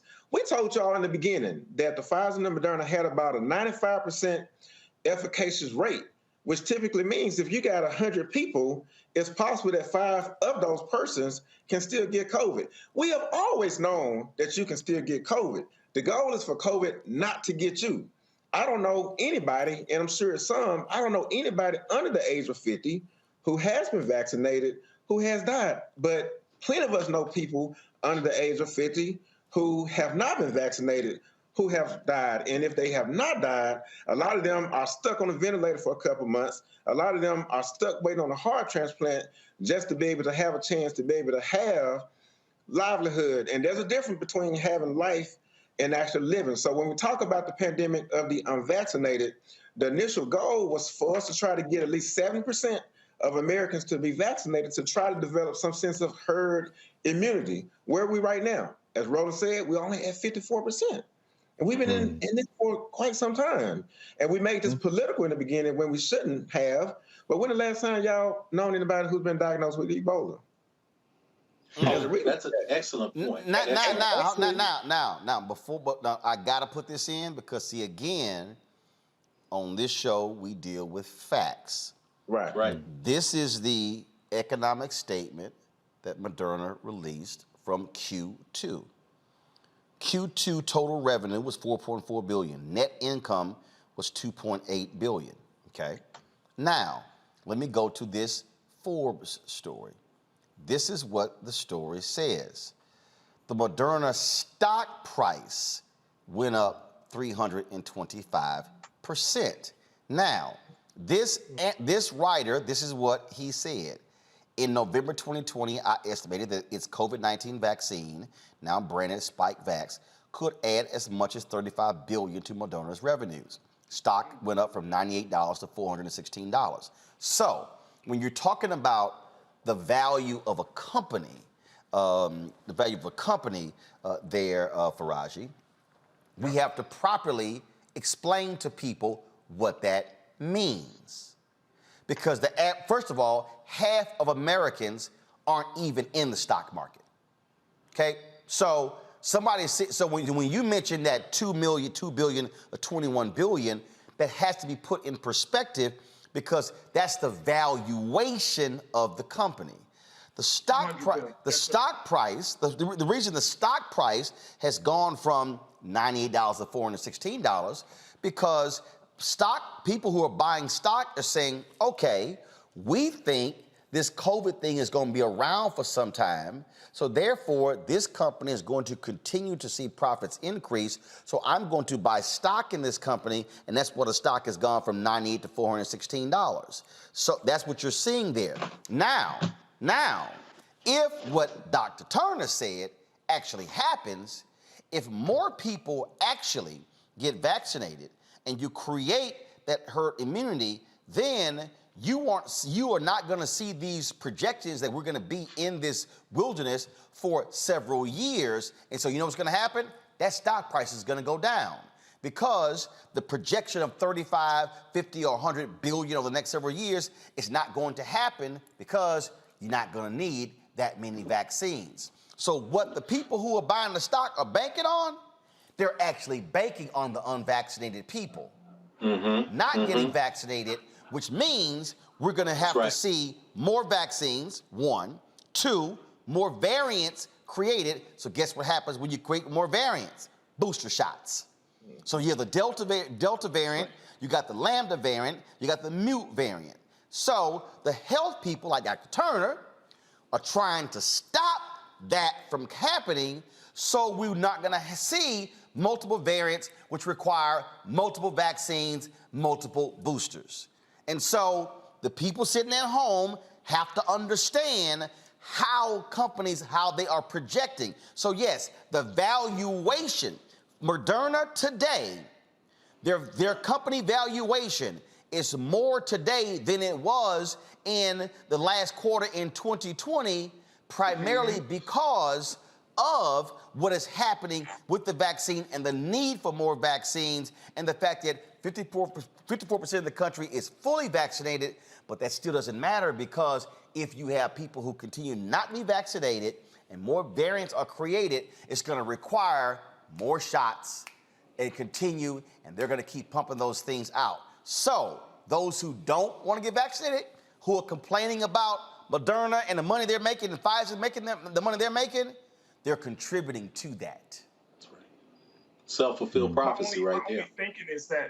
My only thinking about this very quickly, Brother Roland, is that we know that like any other company when you have multinational companies, they have lobbyists. When those lobbyists go to the lawmakers, those lobbyists are being backed by companies that are bringing in billions of dollars in revenue. Right, and what does the lobbying have to do when? No, hold up. See, I'm just breaking this. But I'm asking you, what does the lobbying have to do with 54% of the country only being fully vaccinated and variant spreading?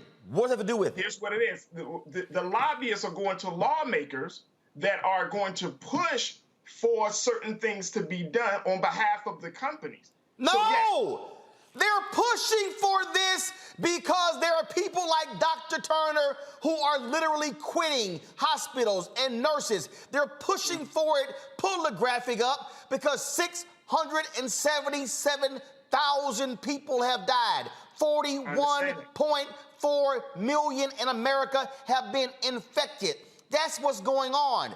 At some point, we have got to stop associating the lobbying as if we are not engaged in an international health crisis.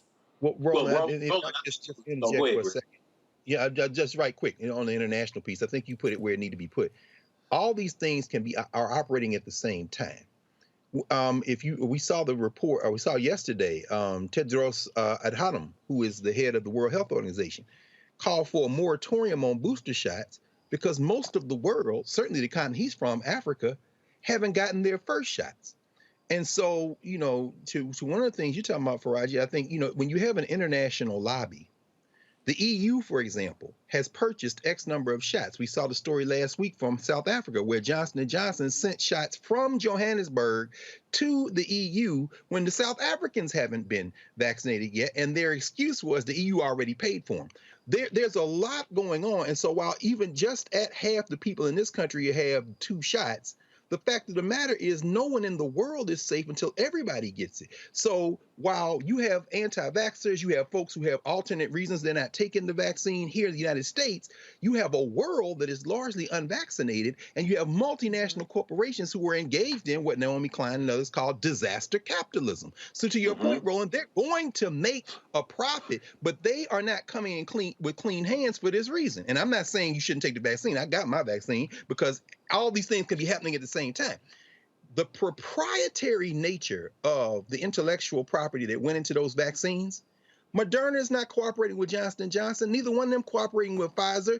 And when humanity is now facing this wave that could kill off the damn species, these companies not only are not collaborating with each other, their lobbyists are pushing so that the Biden administration, for example, did not turn the technology behind the vaccine loose, and they had the leverage to do this on a global level so that scientists all over the world could develop the vaccine. That's why but remember, that was actually a decision made by the Trump administration. I agree, but Biden administration has reinforced it. Right, and so it was already set in stone, right. And what they did was continue it, as opposed to what they should have said, that this is a public good, and what they should have done is what President Franklin Delano Roosevelt did when he made Carnegie and DuPont and Kaiser and Ford and Boeing all work together to say, we got to win World War II. Damn your little monopolies. Y'all work together. That's exactly. That's exactly right. In fact, I just end with this, Roland. You just made the point, brother. Humanity is facing this crisis. COVID has no respect of race, ethnicity, class, and you're exactly right. At the pressure points, one of the reasons humanity is threatened at this point is precisely because of what you said. People have to step up now. People have to step up. And so, yeah, I mean, but the reason I'm saying this, and this is why, again, Black Star Network, Roland Martin Unfiltered, everybody understand, this is not going to be a conversation anywhere else. This is the most sophisticated level of conversation to get to the point where we realize if you're going to make a decision about whether or not to take this vaccine, it's got to be an informed decision because COVID grows with ignorance like any other disease. You're not going to get a sophisticated conversation like this. Nobody's getting so here's what I'm about to do. I'm about to do a final round for each one of you. Pastor Carr, you're going to be first. Reese next. Then Turner. Then Faraji. Then Dr. Carr close us out. So Reverend Carr, go. All right. Thank you. First and foremost, to accentuate what my brother said, nowhere else are you going to find this. I think our mantra for this conversation and conversations before and after this, rather, should be around what we talked about last night on this very show. Bring your eyeballs home. Every person who is interested in an informed opinion can get it right here. We're talking about science right now. It's important to note that no official church body in itself has issued a dictate to say, don't get a vaccine, don't get a mask. They have all told you to go to the CDC. Certain leaders have politicized this issue. I'm a person who has seen this up close. I've been a vegetarian for 31 years. I don't get the flu vaccine. And yet, my wife, my son, and I got the J&J shot because my son has a pre-existing condition of asthma. So very glad because he recently tested positive and had to get through COVID. I think it's important for us to note that the CDC and non-internet specialists and scientists like Dr. Turner are reminding us that the vaccine does not protect you from getting COVID. No one's ever said that. What it prevents you from is being sick to a place where you be on a ventilator or dying. And being one of the people who I've had the task of putting under the ground over the last year, in the last year, I've done more funerals and participated in more funerals than I have in the last 10 years. I don't know anyone who I've put in the ground and spoken last rites over who has passed away from the vaccine. I do know plenty who have passed from the disease and the complications that have come. Dr. Turner can tell you about asymptomatic carriage and asymptomatic transmission. If you're not protecting yourself, we will find ourselves in a space where we are depending on the majority in this country to do the vaccine, to take the vaccine, and to provide herd immunity for us. There is no religious reason to claim that you're not going to be a part of being safe for our community, not in any religion that I teach about, not in any spiritual path. If you have this personal space, make sure that you're consistent. As a vegetarian, I helped triple the stock price of Beyond and Impossible meat when it came out in Burger King. I got an Impossible Whopper because I come from the old days when you actually had to boil the soy and get the curd off for the tofu and get the skim off the top for the milk. I was excited that I could have a burger from Burger King and not have to just eat potato chips and fries. Guess what? I can't tell you what's necessarily in that. And neither can all the new excited vegans who go and run and eat the products that are there. But they eat it because that is what people do when they are seeing a need that they have. We are in a space right now where we have to begin to ask the question, and this is how I'll end it. If we're talking about lobbyists, if we're talking about big pharma, if we're talking about who stands to benefit, if we're talking about politics, who wins in a capitalistic society? Is it a win when you kill the disease, or is it a win when you keep the disease going? Let's be smart. Keep our eyeballs here at home. Reese. Okay, very quickly. Number one, the country that has the most vaccines administered is China. Not a capitalist country, it's a communist country, and Moderna is not one of those. And so there are a variety of vaccines, I think over a dozen vaccines worldwide. Not all of them are approved, obviously, in the United States, but there are more vaccines than the 3 that are approved for use in the United States. Number two, the most race and socioeconomic neutral prescription for COVID-19 in the United States, obviously, as we just discussed, not in the world, is the COVID-19 vaccine. It's free for everybody. Unlike EpiPens, which Joe Manchin's daughter raised the price on, unlike insulin, where people can't even afford their diabetic medicine, the vaccine is free and readily available throughout the entire country. That's number two. And then number three, I know there are sensitivities about anti-vax, whether you're anti-vax or whether you're vaccine hesitant or whether you just refuse to get the vaccine personally. The impact is exactly the same regardless of what label you want to put on it. The impact is ICUs are overflowing, full, almost at capacity. The impact is that pediatric hospitalizations are way up, infections are way up. The impact is, for instance, in Miami, 13 of the people who died from the school system are all Black, all unvaccinated.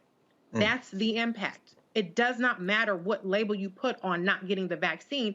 The impact is what we're concerned about. I don't care what you want to call yourself. You can call yourself pro-vaccine, but I'm just not taking it. But the impact is what we're seeing, an overflow of our medical system where people who have cancer cannot get a bed. People who have heart attacks are waiting in the ER for 8 hours. I was on the Clay Kane show earlier today. A woman whose child has COVID had to get an actual surgery rescheduled because the pediatric beds in Florida are full. So we have to stop talking about the labels and the sensitivities and the feelings behind it and start talking about the impact. If you don't like the label, that's fine, but we need to talk about the impact that people not getting vaccinated, not getting us to herd immunity is having on our country. And we're not even there yet because this is the summer. This is supposed to be the downtime. When we get into that fall and the same anti-people, whatever you want to call it, who don't want to get the flu shot, don't want to get the vaccination, we're in for a world of hurt if we don't get this under control yesterday. Dr. Turner. All right, so to your point, we have three vaccines right now that offer protection against COVID, and it's possible that this variant called Mu, the current vaccines that we have, may not be effective. So yeah, it's not even cold yet when people are going to be more indoor and they're going to be more gathering. So we need people to realize that this thing can really, really get worse real quick. I also want to make mention that it's hard sometimes to correct until we cutting it, okay? Here in Mississippi, we just had 2 nurses who have committed suicide within the last couple of months. We've had a physician to commit suicide within the last year. Okay, we got healthcare workers that are quitting. We just opened up a garage over at the University of Mississippi Medical Hospital because we had issues with capacity. I have an 11-year-old at home who, for her birthday, turning 12, she don't want to have a big party. She don't want to go out of town. She want to get the vaccine. I have a wife that has asthma. I don't want to bring it home and they get exposed because we're living in this state where I don't know if the governor of Mississippi, Louisiana, and Texas just get together and try to figure out what they can do just to piss more people off because they're more married to politics than they are to purpose. So I understand Governor Reeves made the statement and saying that, well, Mississippians, you know, we're not scared because we know where we're going. We never want anybody to be scared. We don't want you to be fearful, but we do want you to be careful. So we're talking about spirituality and spiritual health, but I don't really think that this is an issue of spiritual health as opposed to an issue of mental health. We're dealing with denial. We're dealing with people who are using Christianity in the name of really supremacy and really wanting to be in control. So they're talking about choice, talking about anti-abortion and pro-life, but I don't think those go together. If we're talking, we just got done talking about abortion and being pro-life, and now we're talking about wearing a mask and doing different things like that to promote life, but all of a sudden it's about choice. So are we really, really serious about doing everything we can in this country where we talk about, you know, the land of the free and the home of the brave, or are we just moving the goalposts? As far as all this disinformation out there, I know you talked about folks are making money off it. People are making money off Viagra that's produced by Pfizer, and we're still taking it, right? So what's in Viagra? People don't question that. What's in the weed that people smoke? People don't question that. What's in the bedroom with the person that you're having sex with? Because you're definitely not asking them to show you the card for the HIV, the syphilis, the GC chlamydia. That's normal. So we still make excuses. But at the end of the day, 3:30 in the morning just last week, I had to pronounce a 41-year-old dead because he didn't make it. And I'm tired of having to call parents at 3:30 in the morning to let them know that their child didn't make it. Parents should not be burying their children right now. Children are supposed to be burying their parents. And here we are at the most critical time in this pandemic, and we're still making excuses, putting off getting the vaccine, putting off doing everything in our toolbox that God has given us to be able to get past this. In Leviticus 13, there was people who had diseases and we talked about facial coverings. So yeah, there's nothing new under the sun. We had scientists back then. We have scientists now. We had public health guidance back then. We have it now. That's why we don't have Ebola. That's why we don't have polio. That's why we don't see the mass amount of mumps and measles and rubella. And all these folks that are talking about anti-vax and Christianity and all of that, I bet you all of them had the mumps, measles, and rubella vaccine when they was younger. I bet you they had the tetanus vaccine.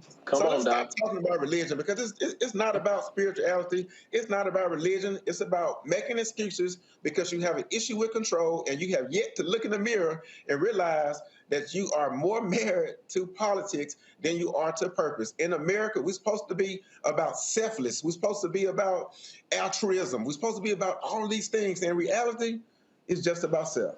And until we realize that true Christianity is what you do for the good of others, We're going to continue be dealing with variant after variant after variant, and the detonation of a generation is going to be on the blood of all of our hands. Lord have mercy. Mute. You're muted. You're muted. Okay, sorry about that. There you go. To everybody's point, Dr. Carr and Pastor Carr and Reese and to my brother there who just spoke. I'm sorry, brother. I didn't get your name. Dr. Turner. Dr. Turner. Dr. Turner. Look, let me just tell you, this whole conversation started off talking about religion. And at this point, based upon the historical evidence, based upon new information coming out, whether it's about this vaccine and how this whole thing is being handled, based upon the stories of women who say that this vaccine has dysregulated their menstrual cycles to other issues that people have gotten, we can't put our faith, full-blown faith, and I'm going to just say this, and I know people are going to be upset with me, but it is what it is. It's hard for me to put my faith in this country's in the United States of America, this government, in a time like this. Now, does that mean that I don't want to see us get cured from COVID? No, that does not mean that. I want us to live. I want us to get through COVID.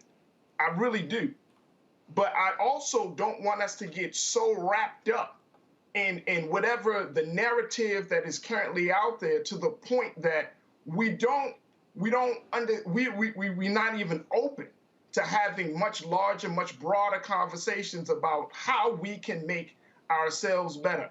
You know, the president said today that everybody needs to get vaccinated, including women, pregnant women, and all of these different groups. But it sounds tone deaf because you're having more and more stories of people, from those who are immunocompromised to those who have pre-existing conditions, to those who, like I said, women who are suffering because of their menstrual cycles being thrown off. I mean, this can't be the only solution. And Brother Roland, you mentioned this earlier. You said that this thing was never designed or put out as being the solution. You're absolutely right. But at some point, the pandemic that was affecting all of us became now the pandemic of the unvaccinated. At some point, the pandemic that was affecting all of us became this pandemic that was just so wrapped up in, based upon the ignorance of other people. And that's not fair. That's not fair, especially since we all have been suffering under this pandemic. So now you got black families going to war with other black family members over a vaccine from an institution of the United States government that has been known to kill and destroy black people in this damn country, and has been known to make us stool pigeons, and has been known to make us to be guinea pigs. And we go so hard in the paint right now, but not understanding the moment that we're in, to show that our people, that there's other ways. I'm not discrediting anybody's intelligence or brilliance. And I know that deep down inside, it's based upon the hope that we can get through this. But this devil is real in America. And we can't act as if the United States government has not tried to kill off black people wholesale. So, I can't have faith in that. I can't have faith in it. So let me go ahead, Doc. Go ahead. Yeah, I apologize, brother. I appreciate your passion, and I appreciate where you're coming from, because I've had plenty of patients to come in and share all of that, man. Let me tell you this, man. We're not asking you to trust the government, but we're asking you to trust healthcare professionals. I'm not sitting here telling you that. I wholeheartedly trust the government. Okay, I was a black man before I was a black physician, and let me make sure you understand this. Here, with this whole COVID thing, blacks are 3 times as likely to get COVID compared to any other ethnicity. We are twice as likely to die from COVID compared to any ethnicity. That ain't even discussing the fact that we had all of these pre-existing health disparities before COVID even showed up. I may not even supposed to even say this on air, man, but I just talked to a nurse who basically is in another state that I'm not going to mention, who had a black patient that came in, who had COVID, who was sitting there with oxygen levels that was dropped down below 40s, and the nurse laughed about it and basically prejudged this particular person as she went on with her peers. You acting like it's equal health care right now in the hospital. No, it's not. The best thing you need to do is not go to the hospital. You're talking about there's other ways to be able to help. Listen, the vaccine is the biggest tool that you have in the toolbox. Yes, mass help. Yes, eating healthy help. But let me explain that, because you probably heard, because you said that the vaccine was experimental, although it's been FDA approved by Pfizer. You probably heard this study in Israel that talked about natural immunity being better than the vaccine. Let me clarify that right now, okay? In this particular study in Israel, what it particularly showed was anyone who has had COVID and got a vaccine, just one dose of the vaccine, it was more superior to someone who has not had COVID and had 2 vaccines. The conclusion from the study is natural immunity that has been produced after you have had COVID is better than not having COVID and having 2 vaccines. So someone who's had COVID, do they still need to have 2 doses or can they have 1 dose? That study didn't say that natural immunity in general is better. So people misheard that study just like you and concluded that, okay, I just need to eat healthy and I need to exercise. Those things are the minimum you should be doing. We've been promoting that, but folks want to listen. They just want to get Adipex and think that they're just going to get a weight loss surgery and get better. All right? So understand that there's people out there like myself, there's white people and other people that realize that, yeah, we're not where we need to be, but brother, we've come a long way since Tuskegee. And we're not where we need to be, but this is not it. And we really need to stop acting like it, because this thing is ravaging our communities. At one point in Mississippi, over 70% of the people that was being diagnosed with COVID looked like me and you, man. Over 60% of the deaths that was ravaging our community, those were us. So I led a coalition here in Mississippi. We got connected with every HBCU, Jackson State, Alcorn Valley, Russ. I got with Dr. Dobbs, our state health director. We had blacks that were showing up at the ER and they wouldn't even give them a COVID test. We got all of that fixed. We took the COVID testing to the community. We went to the hood. We went to doors and did all of that. And now the percentage of people in Mississippi who are getting COVID and suffering is more consistent with the population. So yes, we understand where you're coming from. The fight is still on, but please don't think that this particular situation is intentionally done to destroy the black community, because this ain't it, man. So can I say something about pregnancy? Can I say something about pregnancy? Reese, go ahead. I just want to say, I am a woman who went through a pregnancy during a pandemic, and it was traumatic. The one thing that OBGYN said every time is don't get COVID. I was holed up in the house. I didn't go nowhere. I didn't do nothing. Nobody came over here. All kind of people was pissed off at me. But I said, all the thing y'all got for me, if something happens to my baby or me, is thoughts and prayers. And that ain't good enough for me. And thank God I had my baby healthy with a mask on in the hospital, getting my stomach tore open, okay? And she's here and she's alive and healthy and thriving. The facts of the matter is, in the state of Mississippi alone, 8 pregnant women have died in the past several weeks. The state director there said that the fetal deaths after 20 weeks is doubling in pregnant women who have COVID. COVID is safe for pregnant women. the COVID vaccine, let me be clear. The vaccine is safe for pregnant women. My sister is pregnant and she has the vaccine. There's a baby shower that's been this weekend in my family and gender reveals. Now, I ain't going to no big ass event, but those girls are vaccinated, okay? And they are going to have their babies. They're having healthy pregnancies. A nursing mother is recommended to be vaccinated. I got the vaccine as soon as I had my baby, and I've nursed my baby, and she's still healthy. She's hitting every target. She's 97 percentile in terms of her height. She's good on her weight. She's healthy. She's a nice little chunky baby. And that's fine. Okay, so what I really don't want this conversation to turn into, because I know there's disinformation about, oh, the vaccines are making women spontaneously start their period. Every woman spontaneously starts her period. We don't have a timer that says, I know my period started at 11 o'clock. It's spontaneous, duh. So, but what I'm saying is, let's not do this thing about a pregnant woman and the vaccines, when the fact of the matter is, if you're a pregnant woman and you get COVID, you are very likely to have very detrimental consequences. That's been known from the get-go. So I'm not saying take my medical advice. I'm not the doctor, Dr. Turner. You can take that away. But from all the studies, it is safe for pregnant women and nursing mothers to get the vaccine, and it's recommended that you do so. So let me button this up, if you will. Faraja, you made the point that we should be having a larger, broader conversation. this conversation has literally gone on for almost 40 minutes. That's exactly what this is. That is the conversation. Here we have PhD. Here we have Sister, Black Women's Views. Here we have a medical doctor. Here we have you as a radio talk show host. Here we have a pastor. We got a broad section of black folks here. Different perspectives, different backgrounds. You're Muslim. We've got Christians. I don't know. Somebody here could be atheist. Bottom line is this here. You know, but bottom line is you have all of these things going on.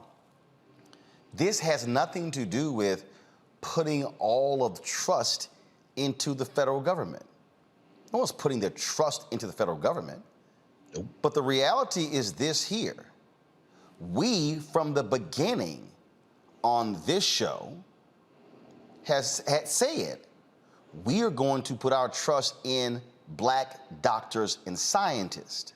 Now, if I have to make a decision, and we know for a fact, right now we know for a fact, that with the opioid crisis, white doctors and their racism, where they were not prescribing opioids to black people. We know for a fact that black women are dying and their children are dying because white doctors are misdiagnosing them and not listening to them. We know for a fact that black people get better health care from black medical practitioners. That's why the black woman who's head of the American Medical Association, the largest medical group, we've had her on the show. That's why the Black Doctors Group is called the National Medical Association. We've had them on the show. That's why we featured numerous black doctors, black scientists from HBCUs. Here is the question that we as black people have got to answer. If we don't trust the government and we don't trust white folk, and we got all these black folks who are experts and we don't want to listen to them, well then who the hell are we going to listen to? I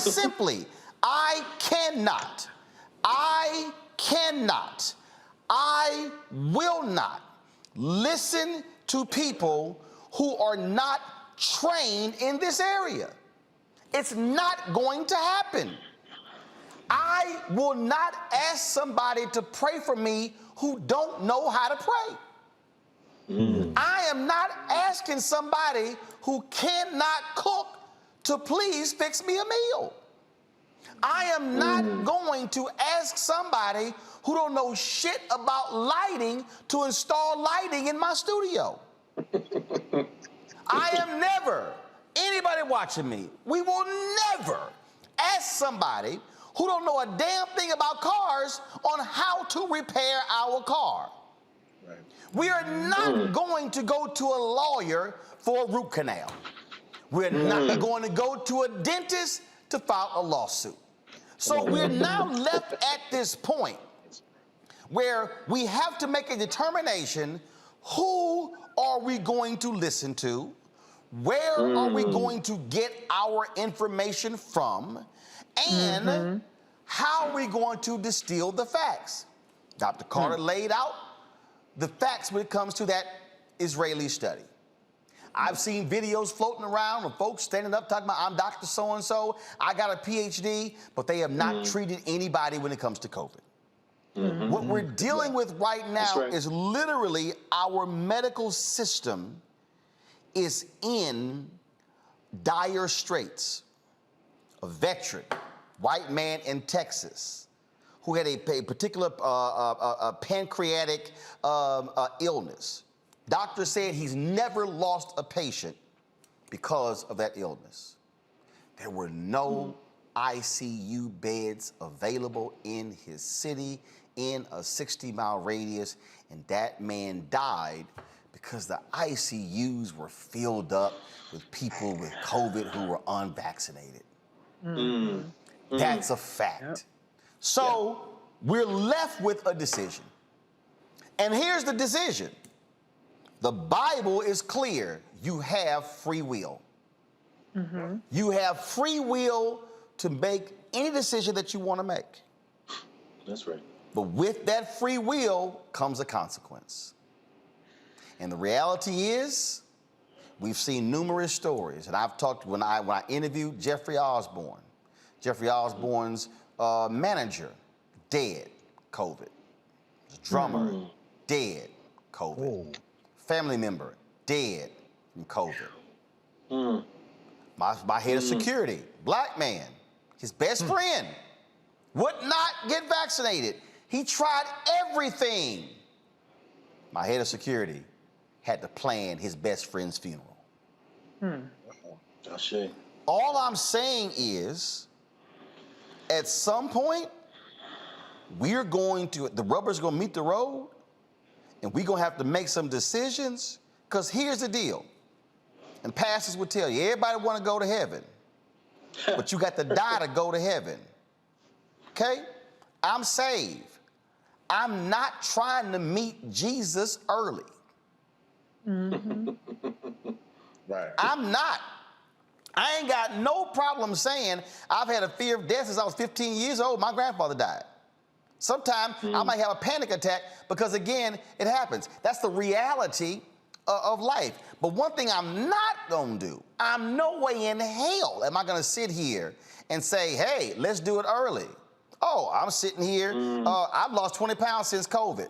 Trying to lose more. Ain't trying to check out early.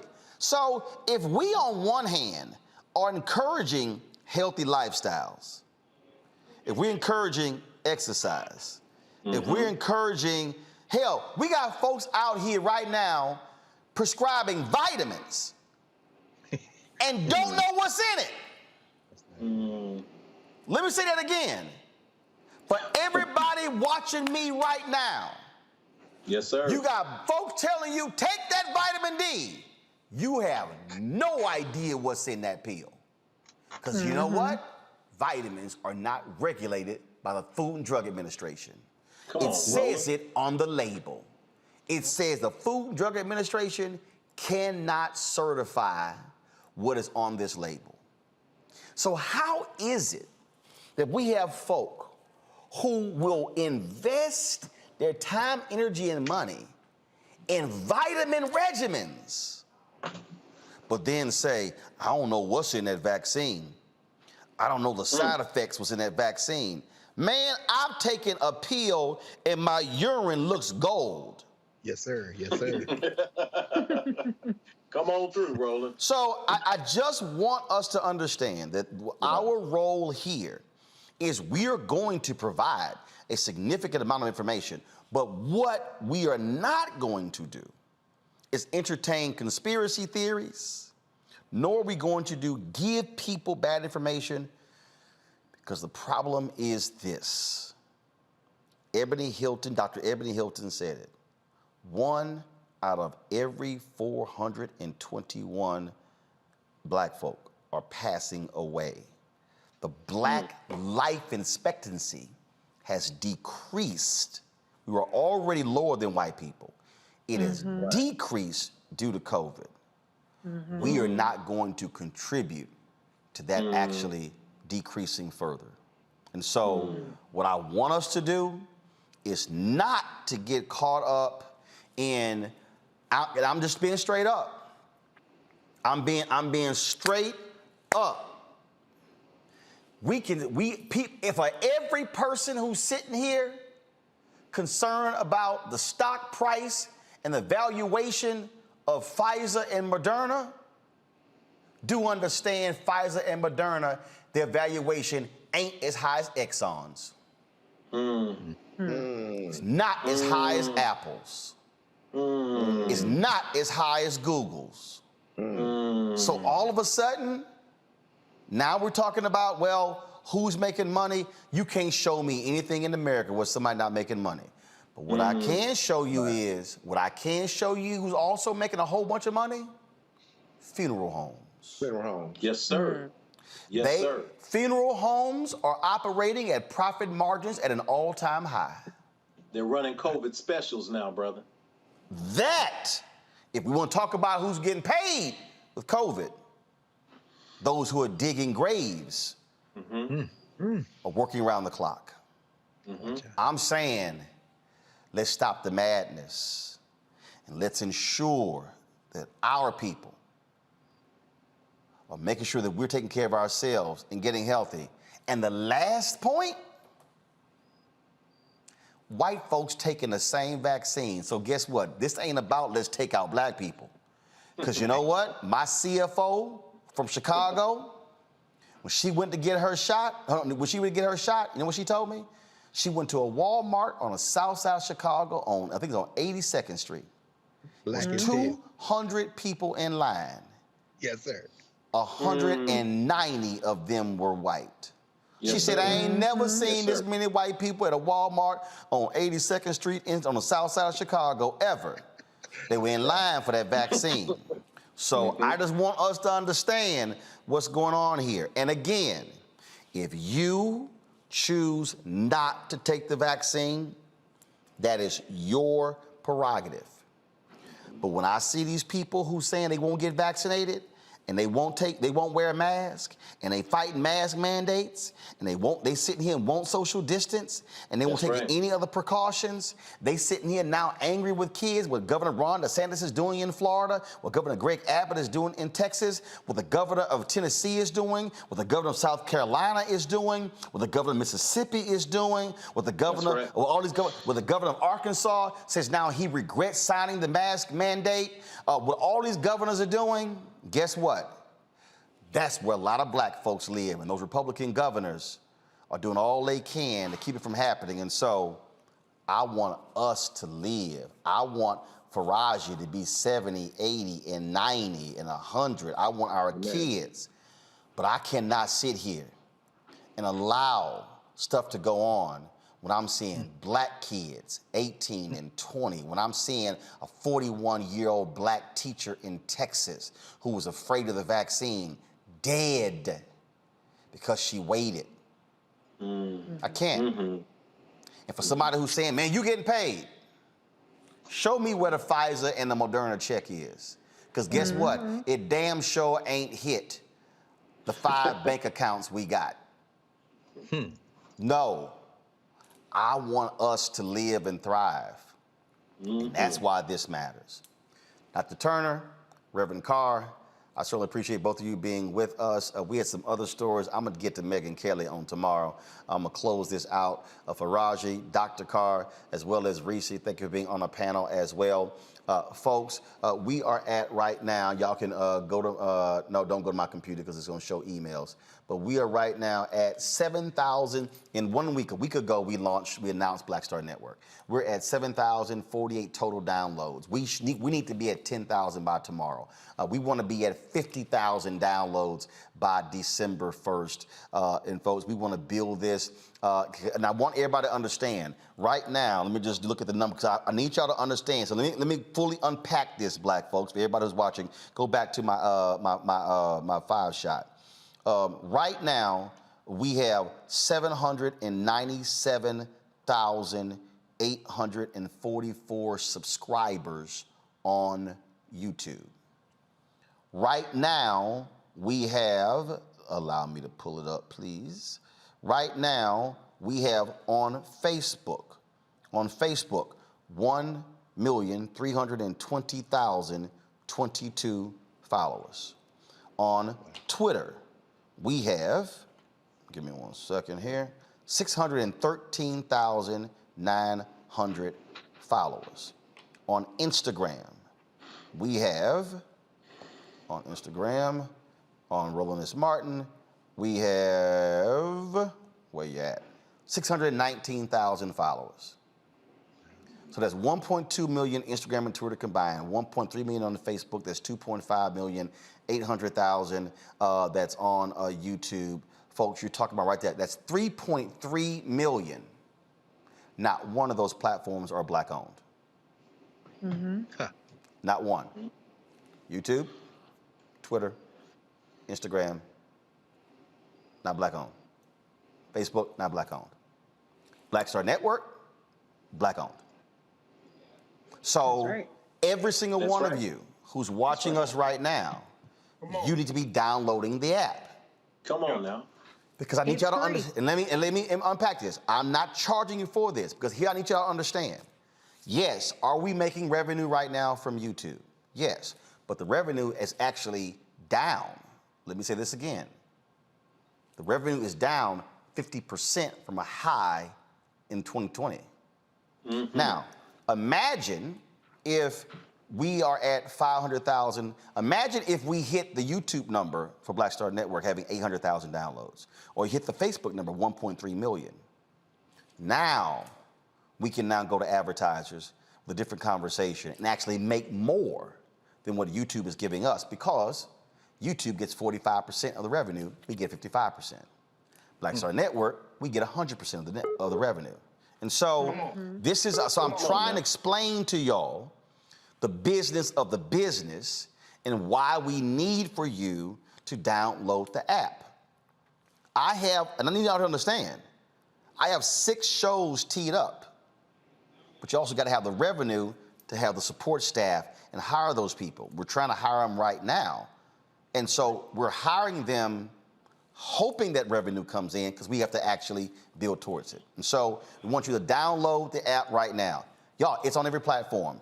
Apple, it's on Android, it's on Apple TV, it's on Amazon Fire Stick, it's on Amazon TV, it's on Android TV, it's on Samsung, it's on Roku, it's on Xbox, it's on all those platforms. You can download it right now. We want you to do that. Secondly, we need you to support us with our Bring the Funk fan club. Every dollar you give goes to support our show.